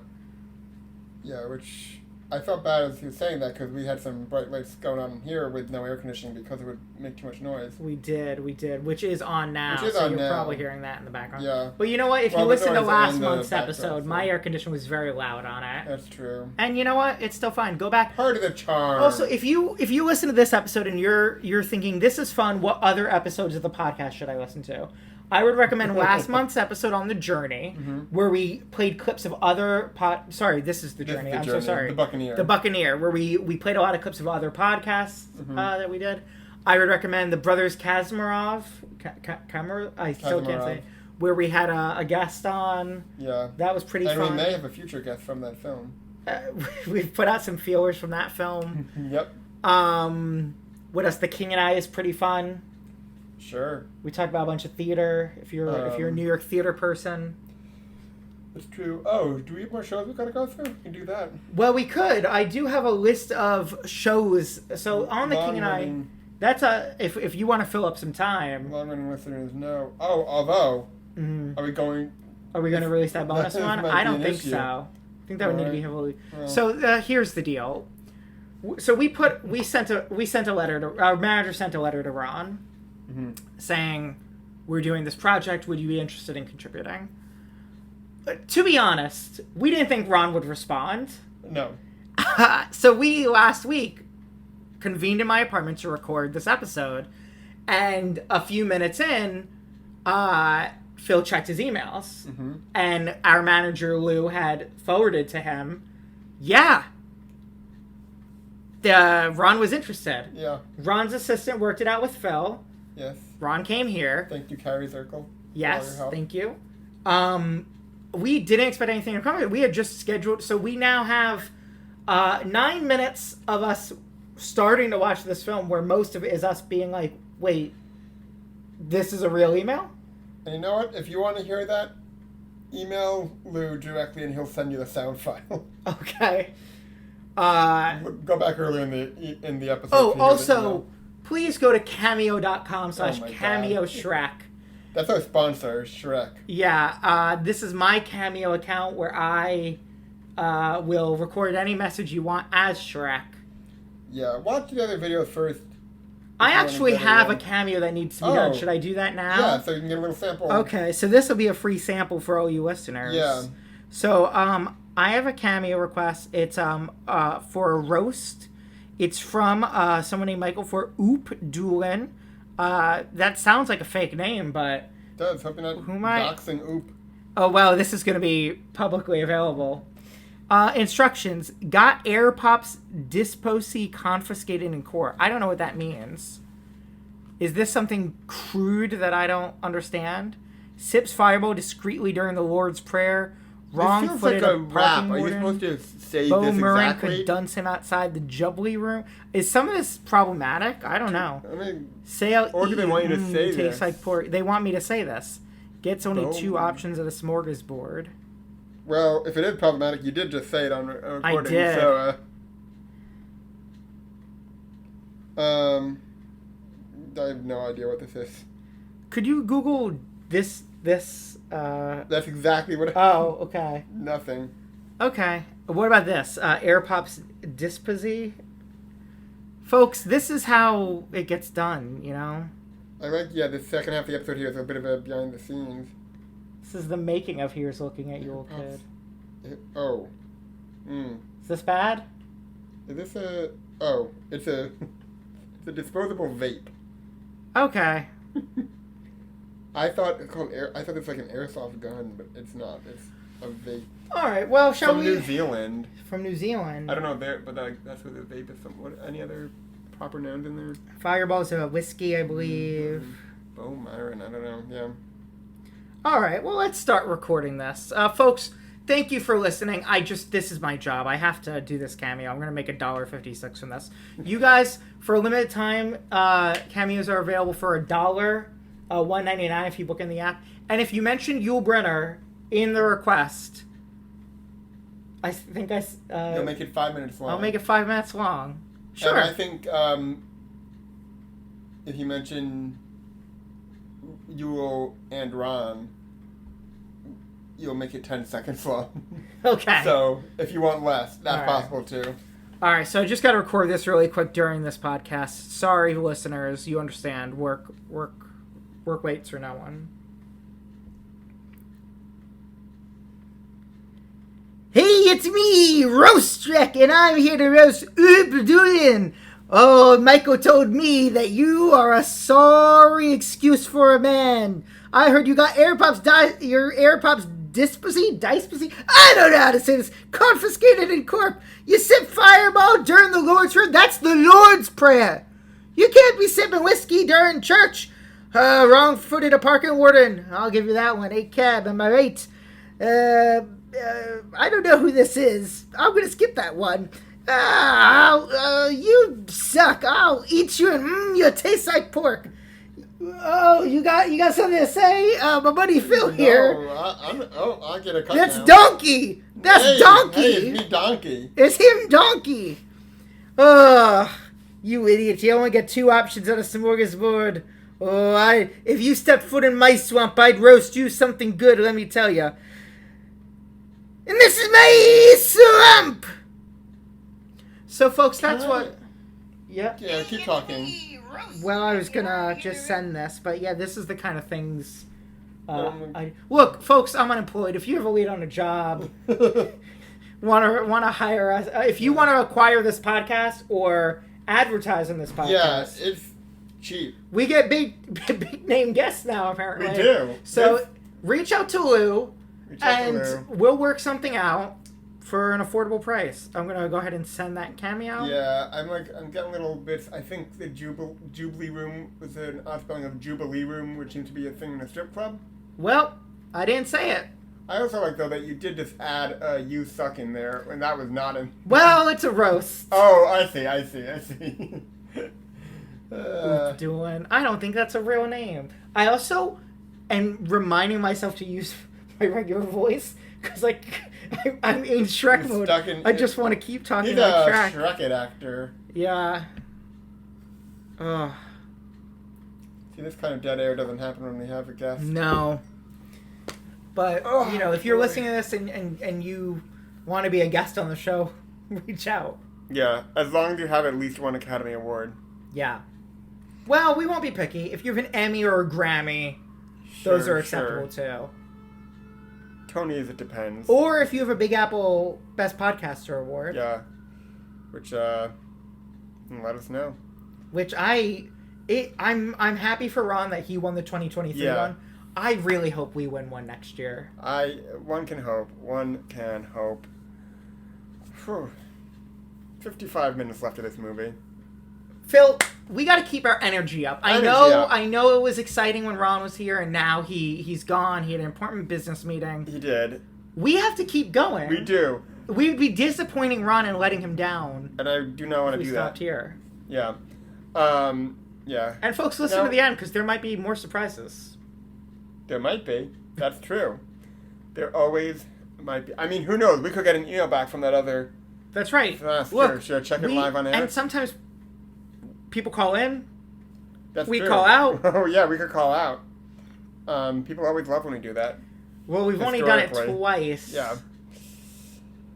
Yep. Oh. The color of Deborah Kerr's hair really pops. Yeah.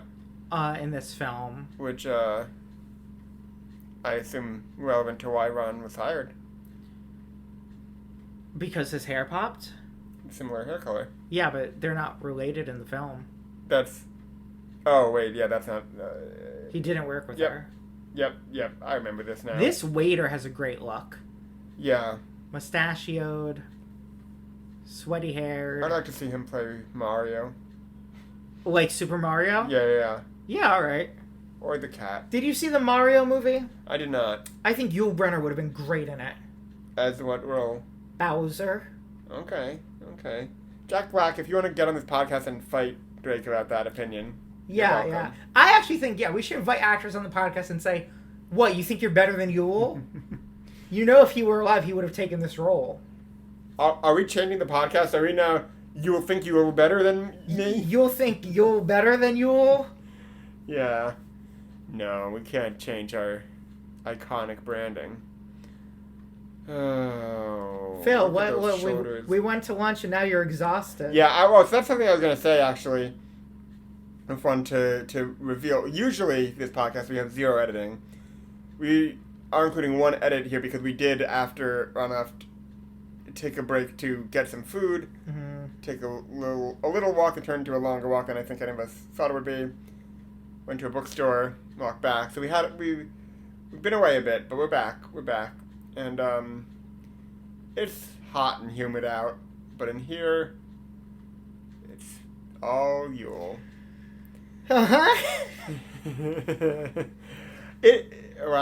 Maybe we should have left all the lights on and stuff, just to keep you awake. Well, and you pulled me aside and you said, Drake I'm furious with you because you stepped over a part of the game that we were playing when we were playing Journey vs. Journey. I don't know if I said I was furious. You said I'm furious with right, you, and you fool. Punched you in the face. Do you want to do the rest of Journey vs. Journey? Whatever. That way the listeners... The rest of the unabridged version? Because I did abridge it a bit at first. Yeah, well, right. Well, I mean, yeah. I should also say, when we had first recorded and stopped recording, we also then went to a park and recorded just kind of like a little bonus episode where we played Journey vs. Journey. And some random kids came up to us. They did. Asked if we were recording a song. Yeah, which I will say, we focused a lot on the Yule part of our title. It was good to focus on the kid part a little bit.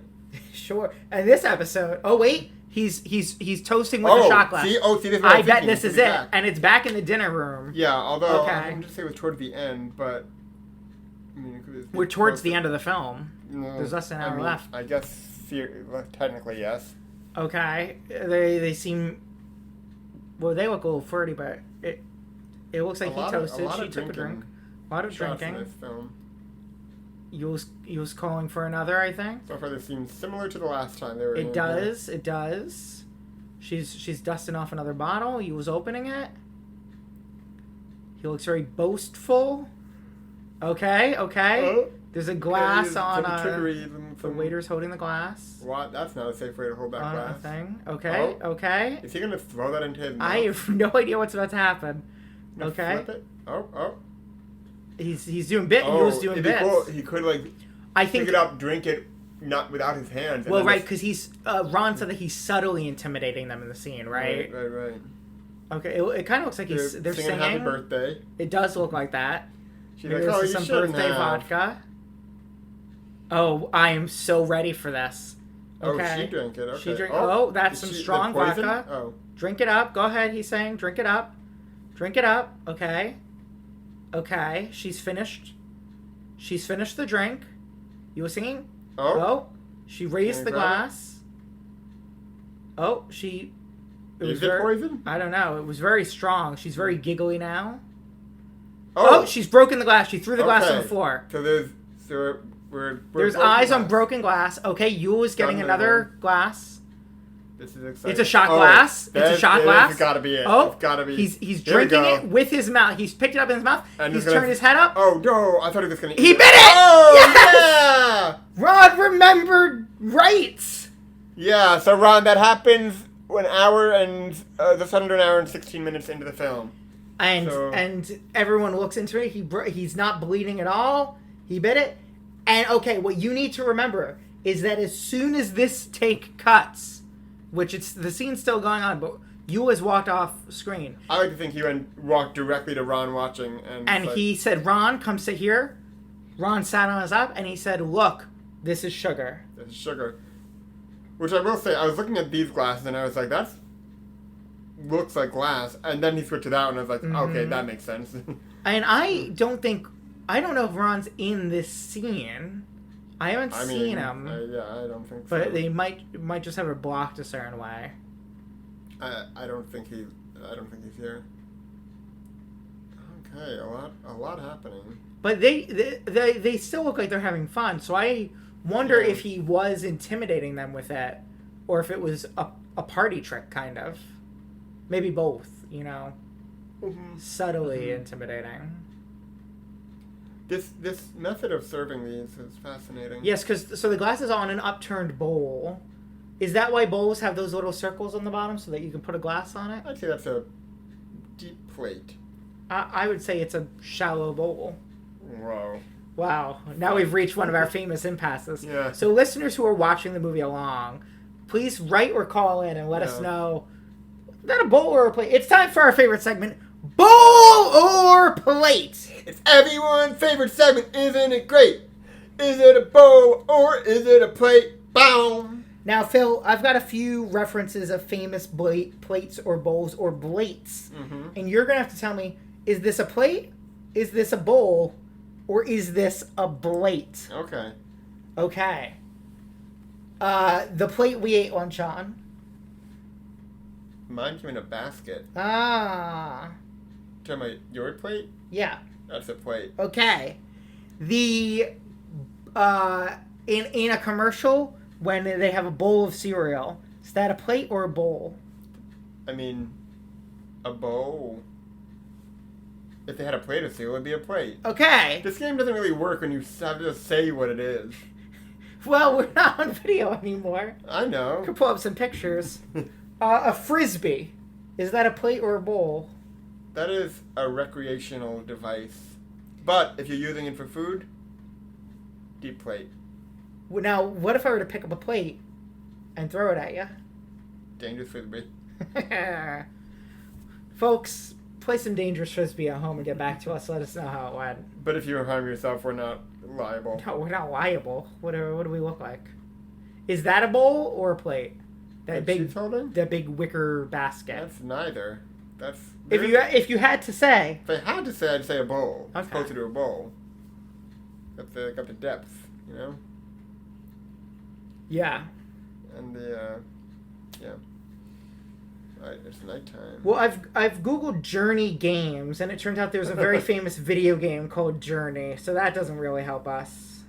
We should have bought that copy of Journey. So when we were at the bookstore in our little hiatus we just had, we came across a copy of Journey to the Center of the Earth. I should have bought that and just read it for an hour. 20 best conversation games you could play right now. Oh, God. Shall we play one of these? This is the sign of a good podcast. Well, Phil, your energy is flagging and you seem to... This is just like when Taylor was here. You sulked in the corner, you didn't want to record. Now Ron's gone and you're sulking in the corner and you don't want to record. I'm not sulking. I'm comfortable here. You're too comfortable. That is true. You're going to fall asleep. This is why we record in my apartment. I should sit in the chair. I should sit in that chair. What is that food? A loaf of bread, maybe a flat loaf, like a pita kind of thing. I believe it's a piece of bread. No, that could be a frisbee. It could be a cookie. A pancake, maybe. I wonder if Ron ate any of those. Oh, that would have been a great question. Should we applaud this and wait for the next time he can come back and... Just slowly, whenever he's free. Yeah, no, we couldn't do any other episodes until we finished this film. It kind of looks like a latke, like a very thin, wide latke. Yul's dance, and Yul dances a lot in his films. Shall we dance? Shall we dance? Well, you would have had to listen to him to hear that. That's true. I guess we don't know for certain that song is in the movie. So you're saying there's a point in the movie where Deborah Carr walks up to Yul and says, "Shall we dance?" And he says, "Let's shall." Yeah. It's the whole song. It's great. Beautiful number. Now, sometimes we offer prizes on this show. Mm-hmm. Where if you give us a code word, if you're the first person to give us a code word, you win a prize. That is true. Is there anything we could give away this episode? We could give away, now not an actual one, of course, because that's already been one. We could give away honorary podcaster award? A replica podcaster award. So what, if you send us a message, mm-hmm.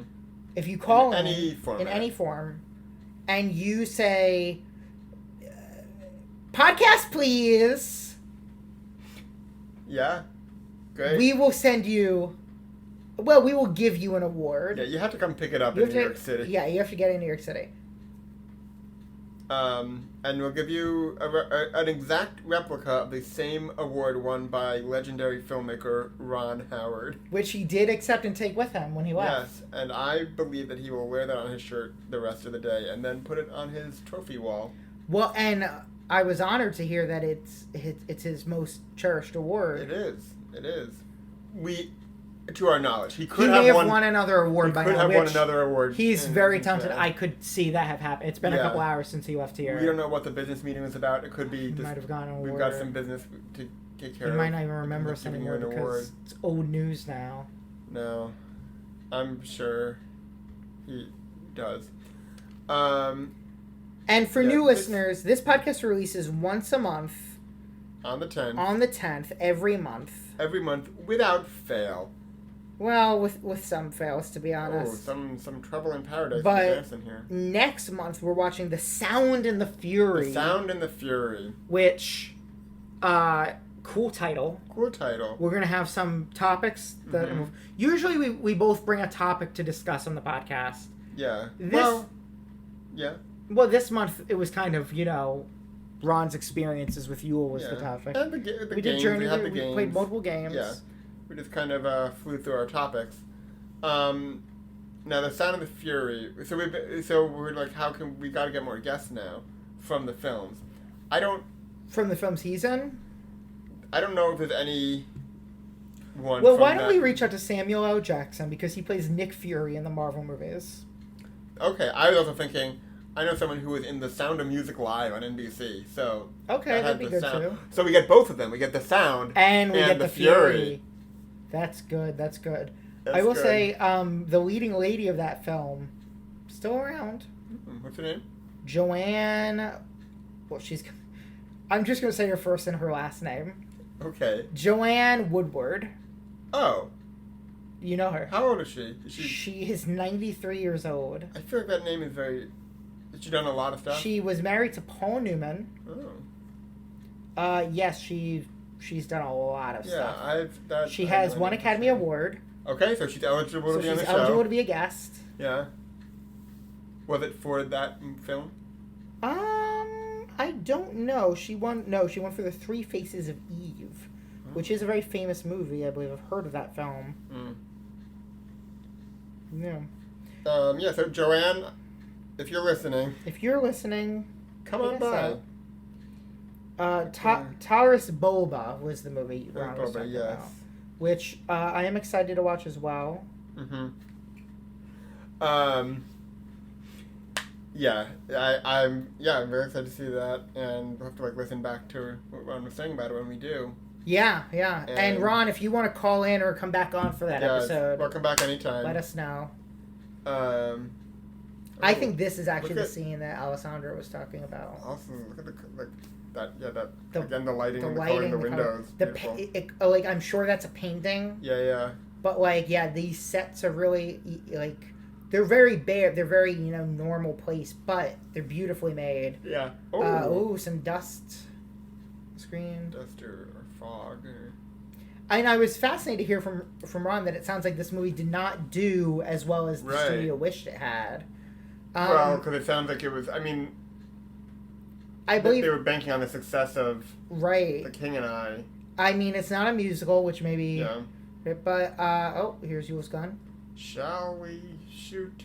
But I think it made a budget. I think it made a profit of about $1 million over its budget. Okay, and that's not without inflation. Not without inflation. Well, right. No, it's without literal. inflation. Yeah. The inflation, I think, would be the same because it's still $1 million. Well, yes, $1 million profit is less now than it was then. No, it would have been more. If it made $1 million. Then, right. It's equal to more now. Yeah. Yeah. But they would have spent more to make it. Because they spent over $2 million. But the So not profit of $1 million. It box office of $1 million? Box office $3 million. Mm-hmm. Budget $2 million. So both of the numbers would be bigger. Right. Okay. Great. And that's economics, folks. Shout out to Dr. Act who taught me and maybe Bryce. If you're still listening, why? You're welcome. We're really living up to the first half of this episode. That was some genuinely good stuff there. Yeah. The first half of this episode's great. One of our best. Yeah, absolutely. I would say the Buccaneer's really great, and this one's really great. But the Buccaneer was better consistently. Sure. The highs of this one are the highest. Yeah, what's going on with this? And I wish I could say the lows are the lowest, but that's not true. Go watch our Ten Commandments episodes, listen to our Ten Commandments episodes. Oh, man. That's quite an outfit that he's got on. Looks Is warm. He supposed to but they're sneaking them out of here. Flight by Night. Yeah. I liked her pushing out the dock a little bit. Do you want to read the rest of your Journey vs. Journey? Oh, People yeah. can play along at home, you know. I thought you were done. I'm so sorry that I... That's okay. So there's only... Okay. Faithfully. That's Journey the band. It is. The Great Geyser. Journey the book. It is. De Profundis. Journey the book? Correct. Lights. Journey the band. Midnight Hibiscus. Journey the band? Now this is the one that I wanted to get to, because this one's a trick question. This is a blog post on the 7th page of the blog on journeys.com, the shoe store. Iceland, but what next? Journey the book. Wheel in the Sky. Journey the band. Trial by Fire. Journey the band?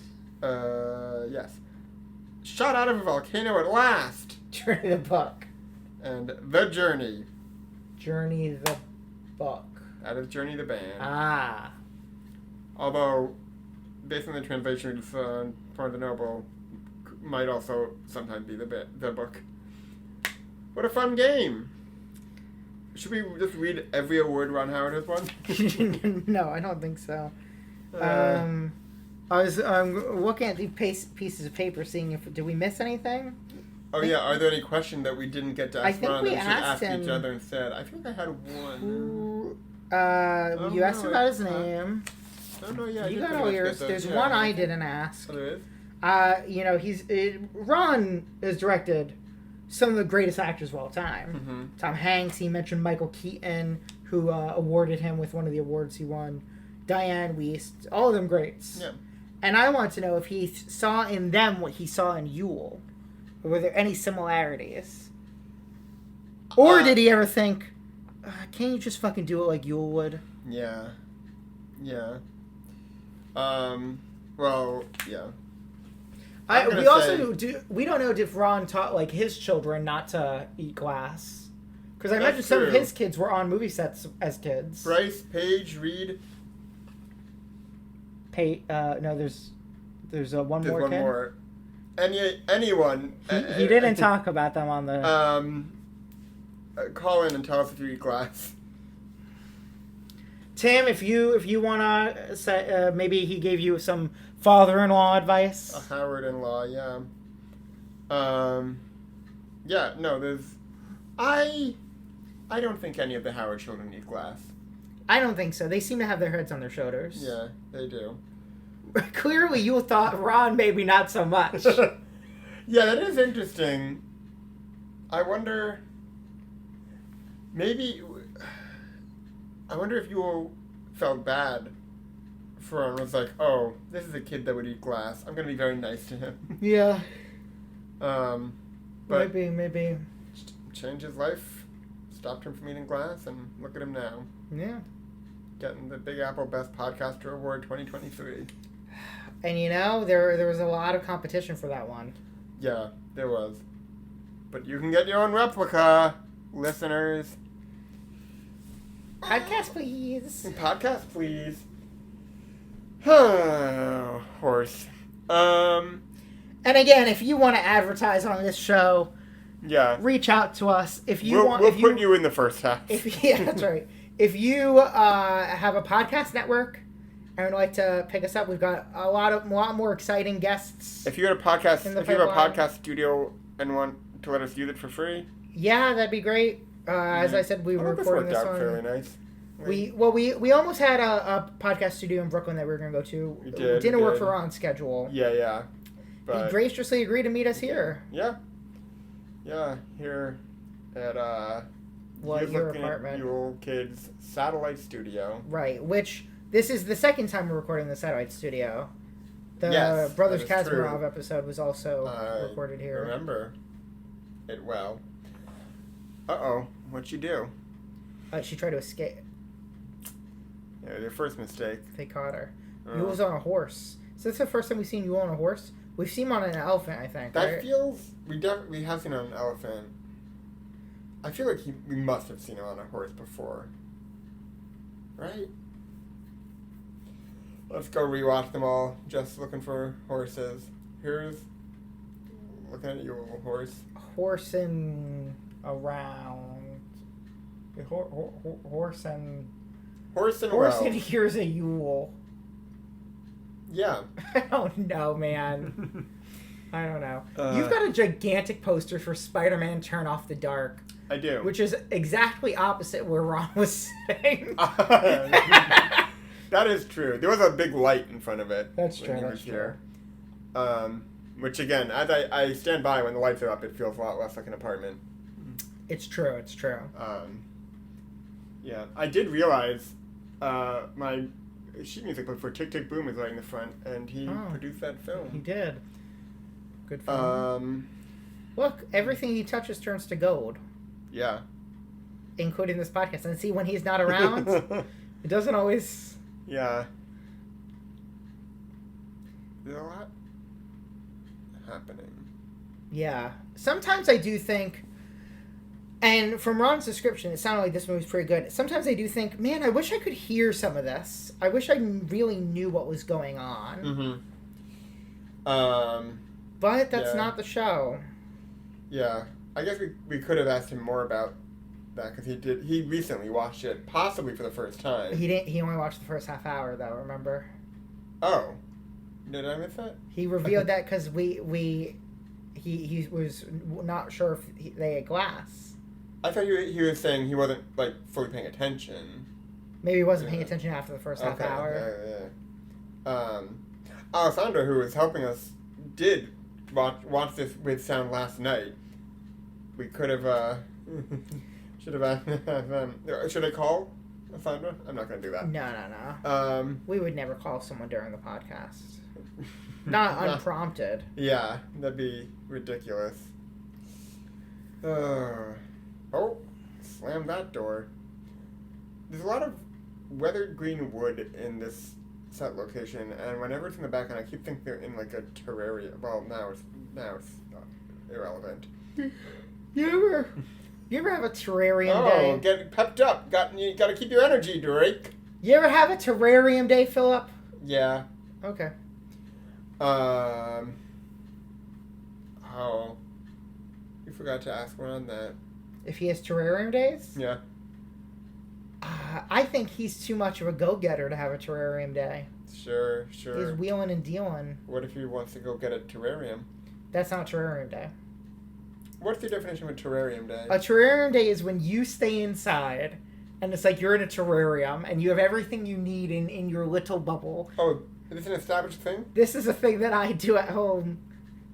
That you have called this before this moment? Yeah. Oh. Sometimes I go to my girlfriend, you need a terrarium day? Non sequitur question. No. It's like, when you stay home, you're in a little bubble. If you need something, you have it brought to you. That's cute. You have a little rest, a little terrarium. You're self-sufficient. Ecosystem, yeah. Yeah. You think you will have terrarium days? I hope so. He had a busy schedule too. He was, if he wasn't filming a movie, he was in The King and I. In The King and I, yeah. I wonder if there's any movies he filmed like during the day while they were doing King and I at night. Probably, right? Yeah, he did that show. He did it so much. Diana Ashmore. Oh, there's some text. And when Ron, that's a different language. When Ron was describing the plot of the movie, that there was a checkpoint and there these people trying to get papers to get out, it actually reminded me of Casablanca, which is what the name of this podcast is inspired by. True, but is irrelevant to it otherwise. Well, no, but there's this connection to the journey. I see what you're saying. Yes. Yeah. What year was Casablanca? Oh, I want to say like 58. It's around here, I think.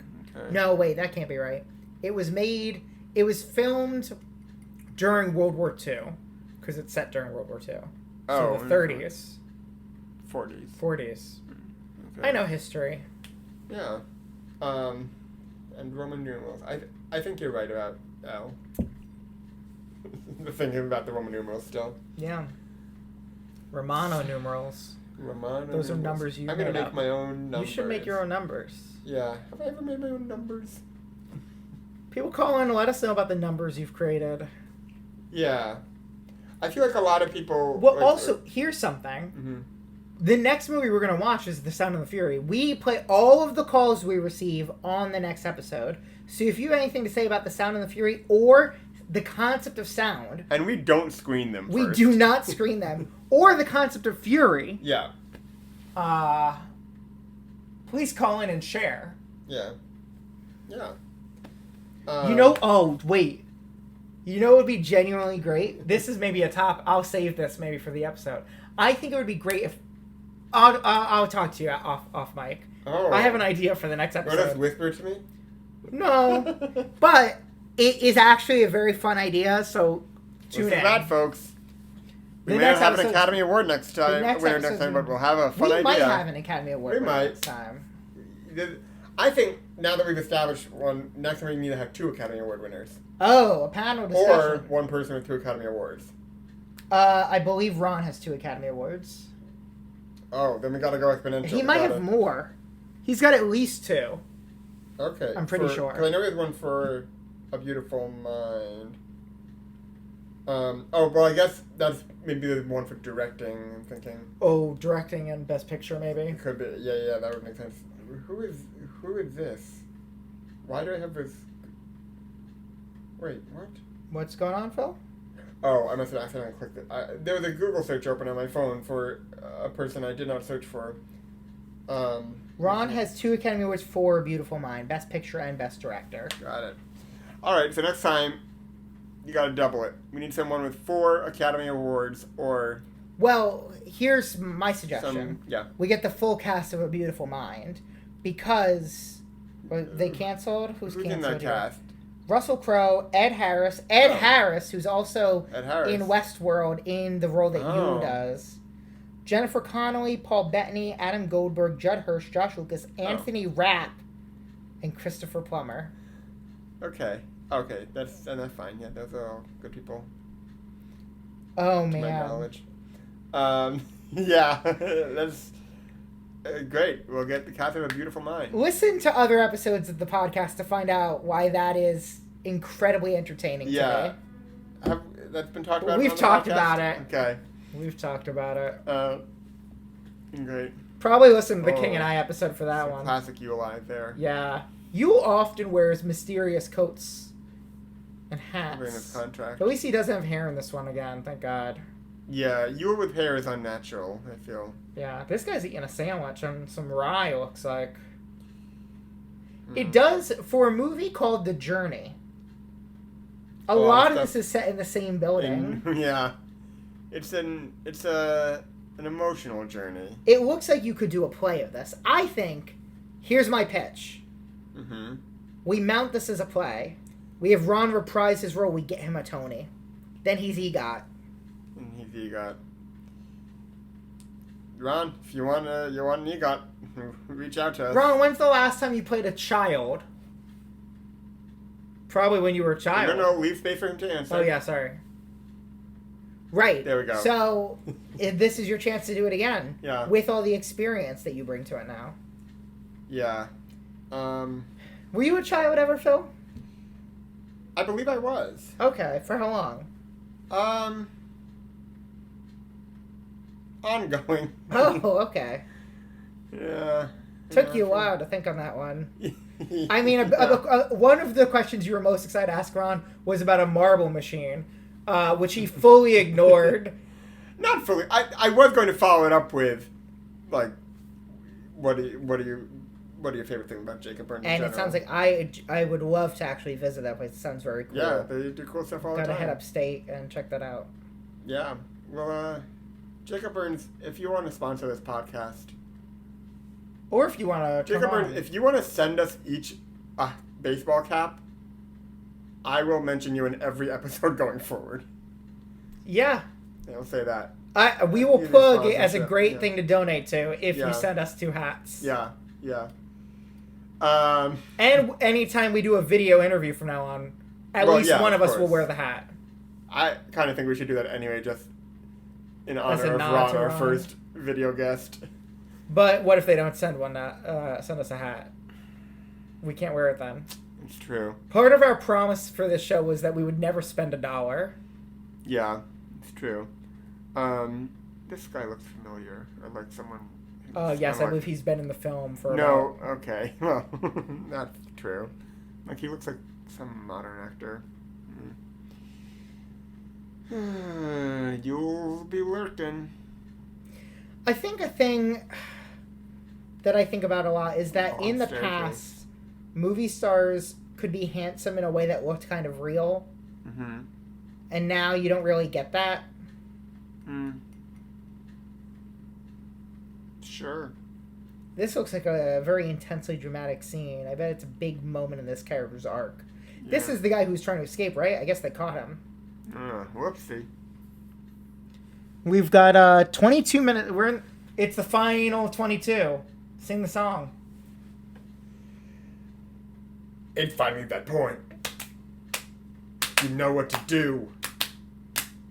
We're almost done. It's the final 22. Boom, boom, boom, boom, boom. Final 22. Boom, boom, boom, boom, boom.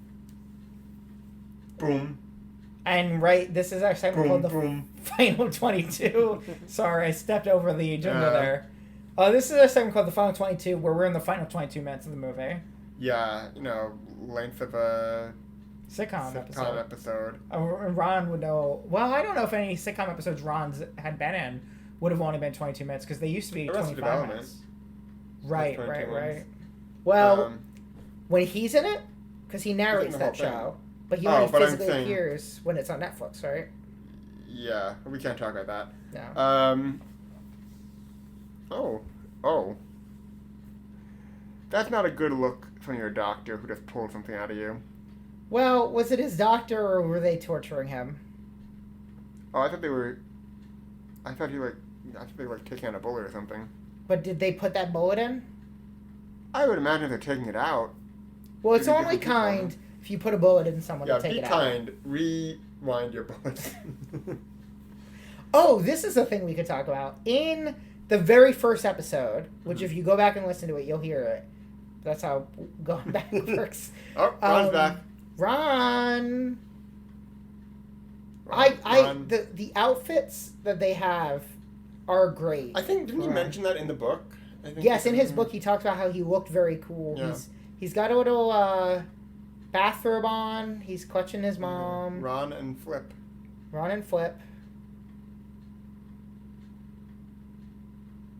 Look, he's not being distracted by the lights. No, he's a professional.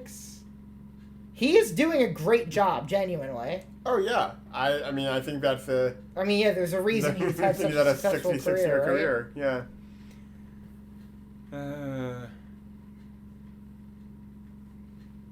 Good casting of the brothers. Yeah, Flip should come on the show and talk about this.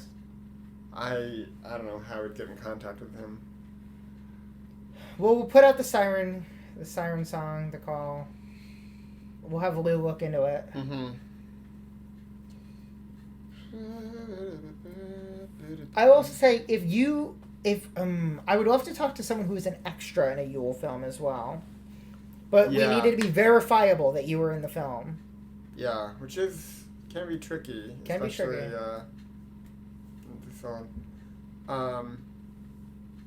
I'd also be interested in talking to someone who's an extra in one of Ron's early films when he wanted more extras. And, if you were an extra in Grand Theft Auto, reach out to us. or any of Yul Brynner's films. Well, is this now... This is how we can expand the world of our show. Mm-hmm.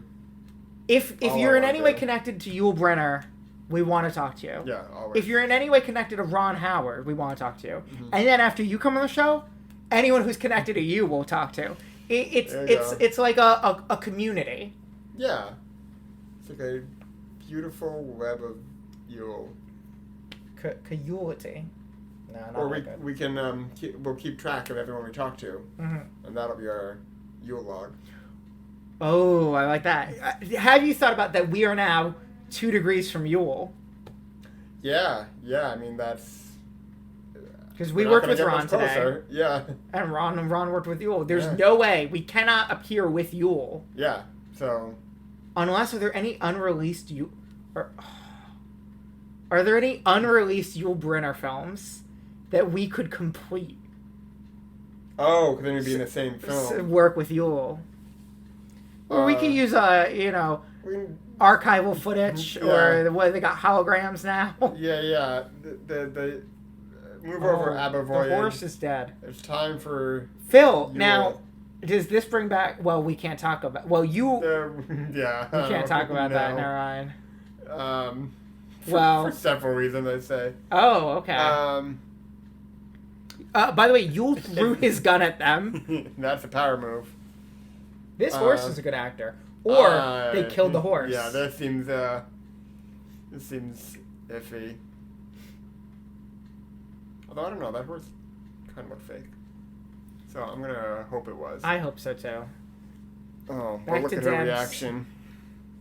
Debs. I mean, if we were calling Ronnie Howard Ron, surely we would call Deborah Debs. Yeah. Oh, should have asked if anyone ever called him Ronald. Ronald? Sounds like no. Sounds like people close to him say Ronnie, and everyone else says Ron. He said his wife still calls him Ronnie. Yeah. And Henry Winkler. Henry Winkler, come by. I think Henry would be fun to talk to. I do too. I bet Henry's got... Henry's never worked with Yul, but he seems to be a passionate about films. Mm-hmm, mm-hmm. I'd love to have him on for a conversation just about the movies. Yeah. You don't need to plug anything. Don't need to get into your career. No. Just hang out, talk about some movies. Talk a bit about how he likes to fish. Yeah, we could. We should go fishing with Henry Winkler. Yeah, Henry Winkler, invite us along to your next fishing trip. Invite us fishing. We'll record on the boat. Yeah. I can't wait for Ron to listen back to this and immediately hear that the rest of the podcast is us just begging other people to also come on. I mean, we've done fine so far. Yeah. Oh, you have loved throwing things here. Oh, a mysterious door. And you did recently have someone ask when they could be on the podcast.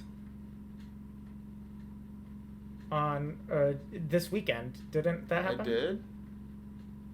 Didn't a writer friend of ours ask when she could be on the podcast? Oh, yeah. Kind of, yeah. But more like, yeah. It was insinuated that she should have been on already. But I think that's not on us. I've invited her. Yeah.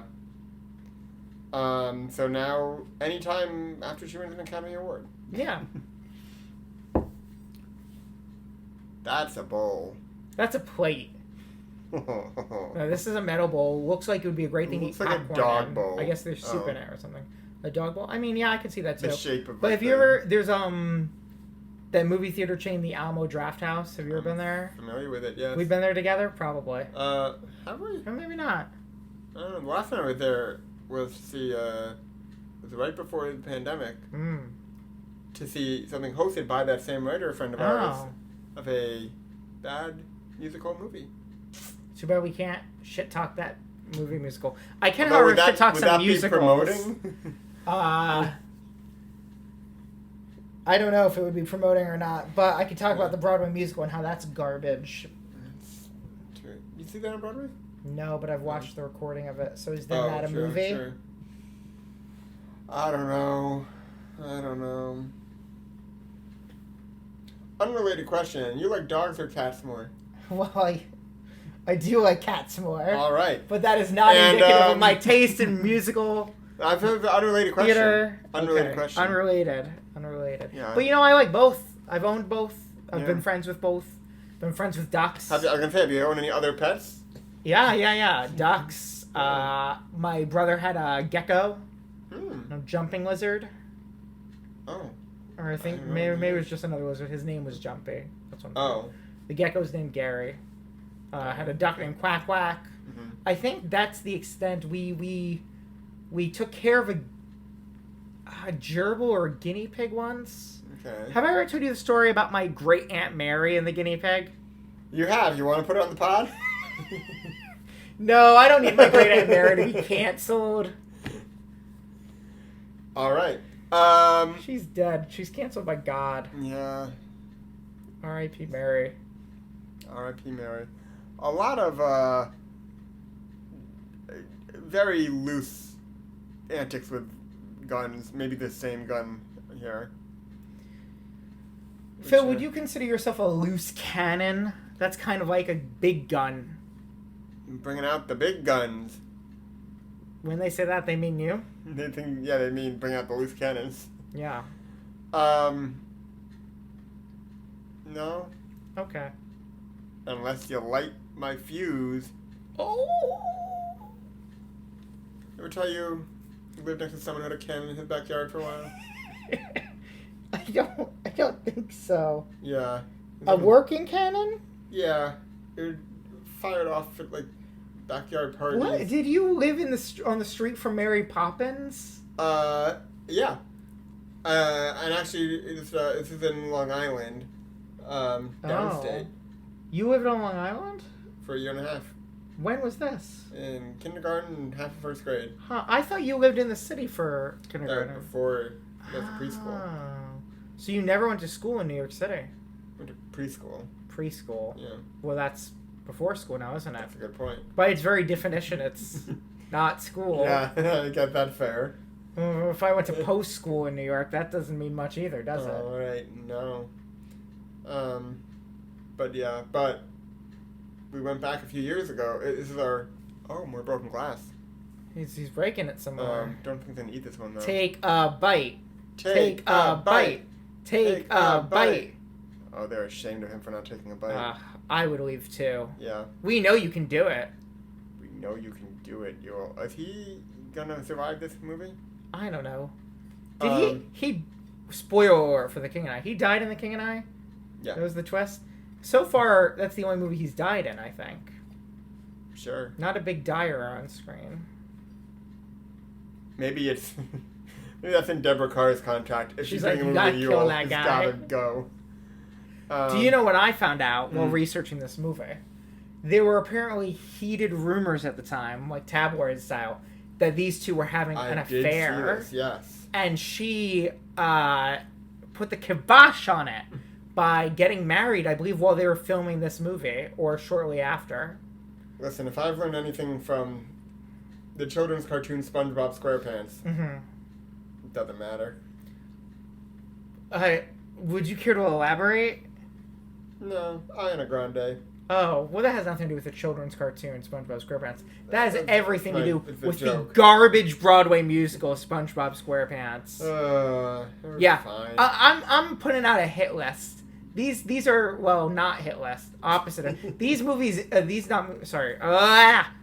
These musicals suck. Number 1. Oh my god. SpongeBob SquarePants. Oh my god. I'm not Cats. On board with this. I'm not on board with all of this list. Number 3. Yes. Kimberly Akimbo. No, that's fine. I think it's bad, but Nathan Lane's gonna come murder you. Nathan Lane owes me a new pair of Doc Martens. He's not in that show. No, but we've established he's the mayor of Broadway. And everyone who listens knows all our inside jokes. So we went to a show called Gary together. We were in the front row. So much fun. It was a retelling of Titus Andronicus. Right. Or a sequel to Titus Andronicus. Yeah, sure.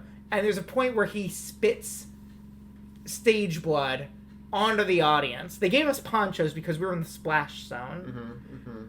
And so what a fun time. He got blood, which was mostly sugar, I imagine. Just like Yul's glass. All over my Doc Martens, which cost hundreds of dollars. Now, I don't have... Oh, Yul's got a great smile. That's a new face from Yul, I think. Yul would have been a good Lex Luthor. Got the hair for it.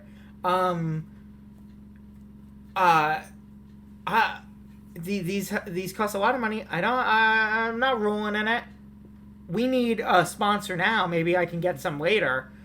But Doc Martens, if you want to sponsor us, just send Drake a pair of new shoes. Nathan Lane, if you want to sponsor us, not acceptable unless you send Drake a pair of new shoes. Blood all over them, ruined, stained. I did everything to try to get them out, couldn't do it.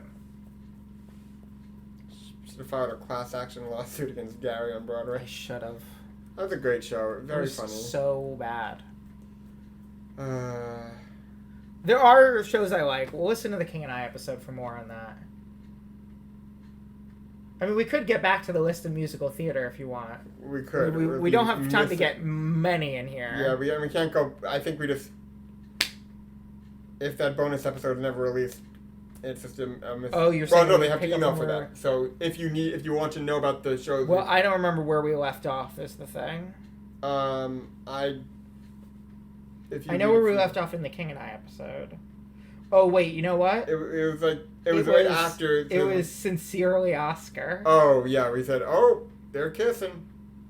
Hachi, Machi, which they didn't kiss in the King and I, right? Don't they? I don't know. Think so. I don't remember. I mean, we watched that almost a year ago. Yeah, but I must have think of, like, I saw the show. Like, the kissing. This has the feeling of a last goodbye.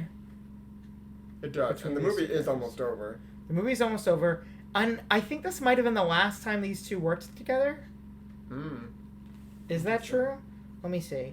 Oh, if only we could Google this. Oh, who's this? Oh, hey, little buddy, who are you? Oh, it's me, Googly the Googler! Oh, hey.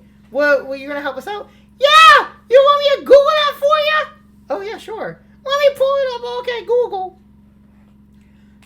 HOW space MANY space MOVIES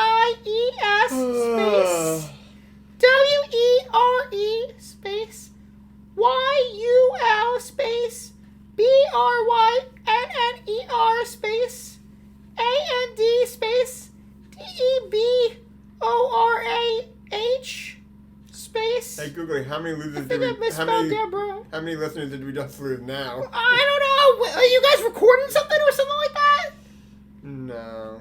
KERR space IN space TOGETHER.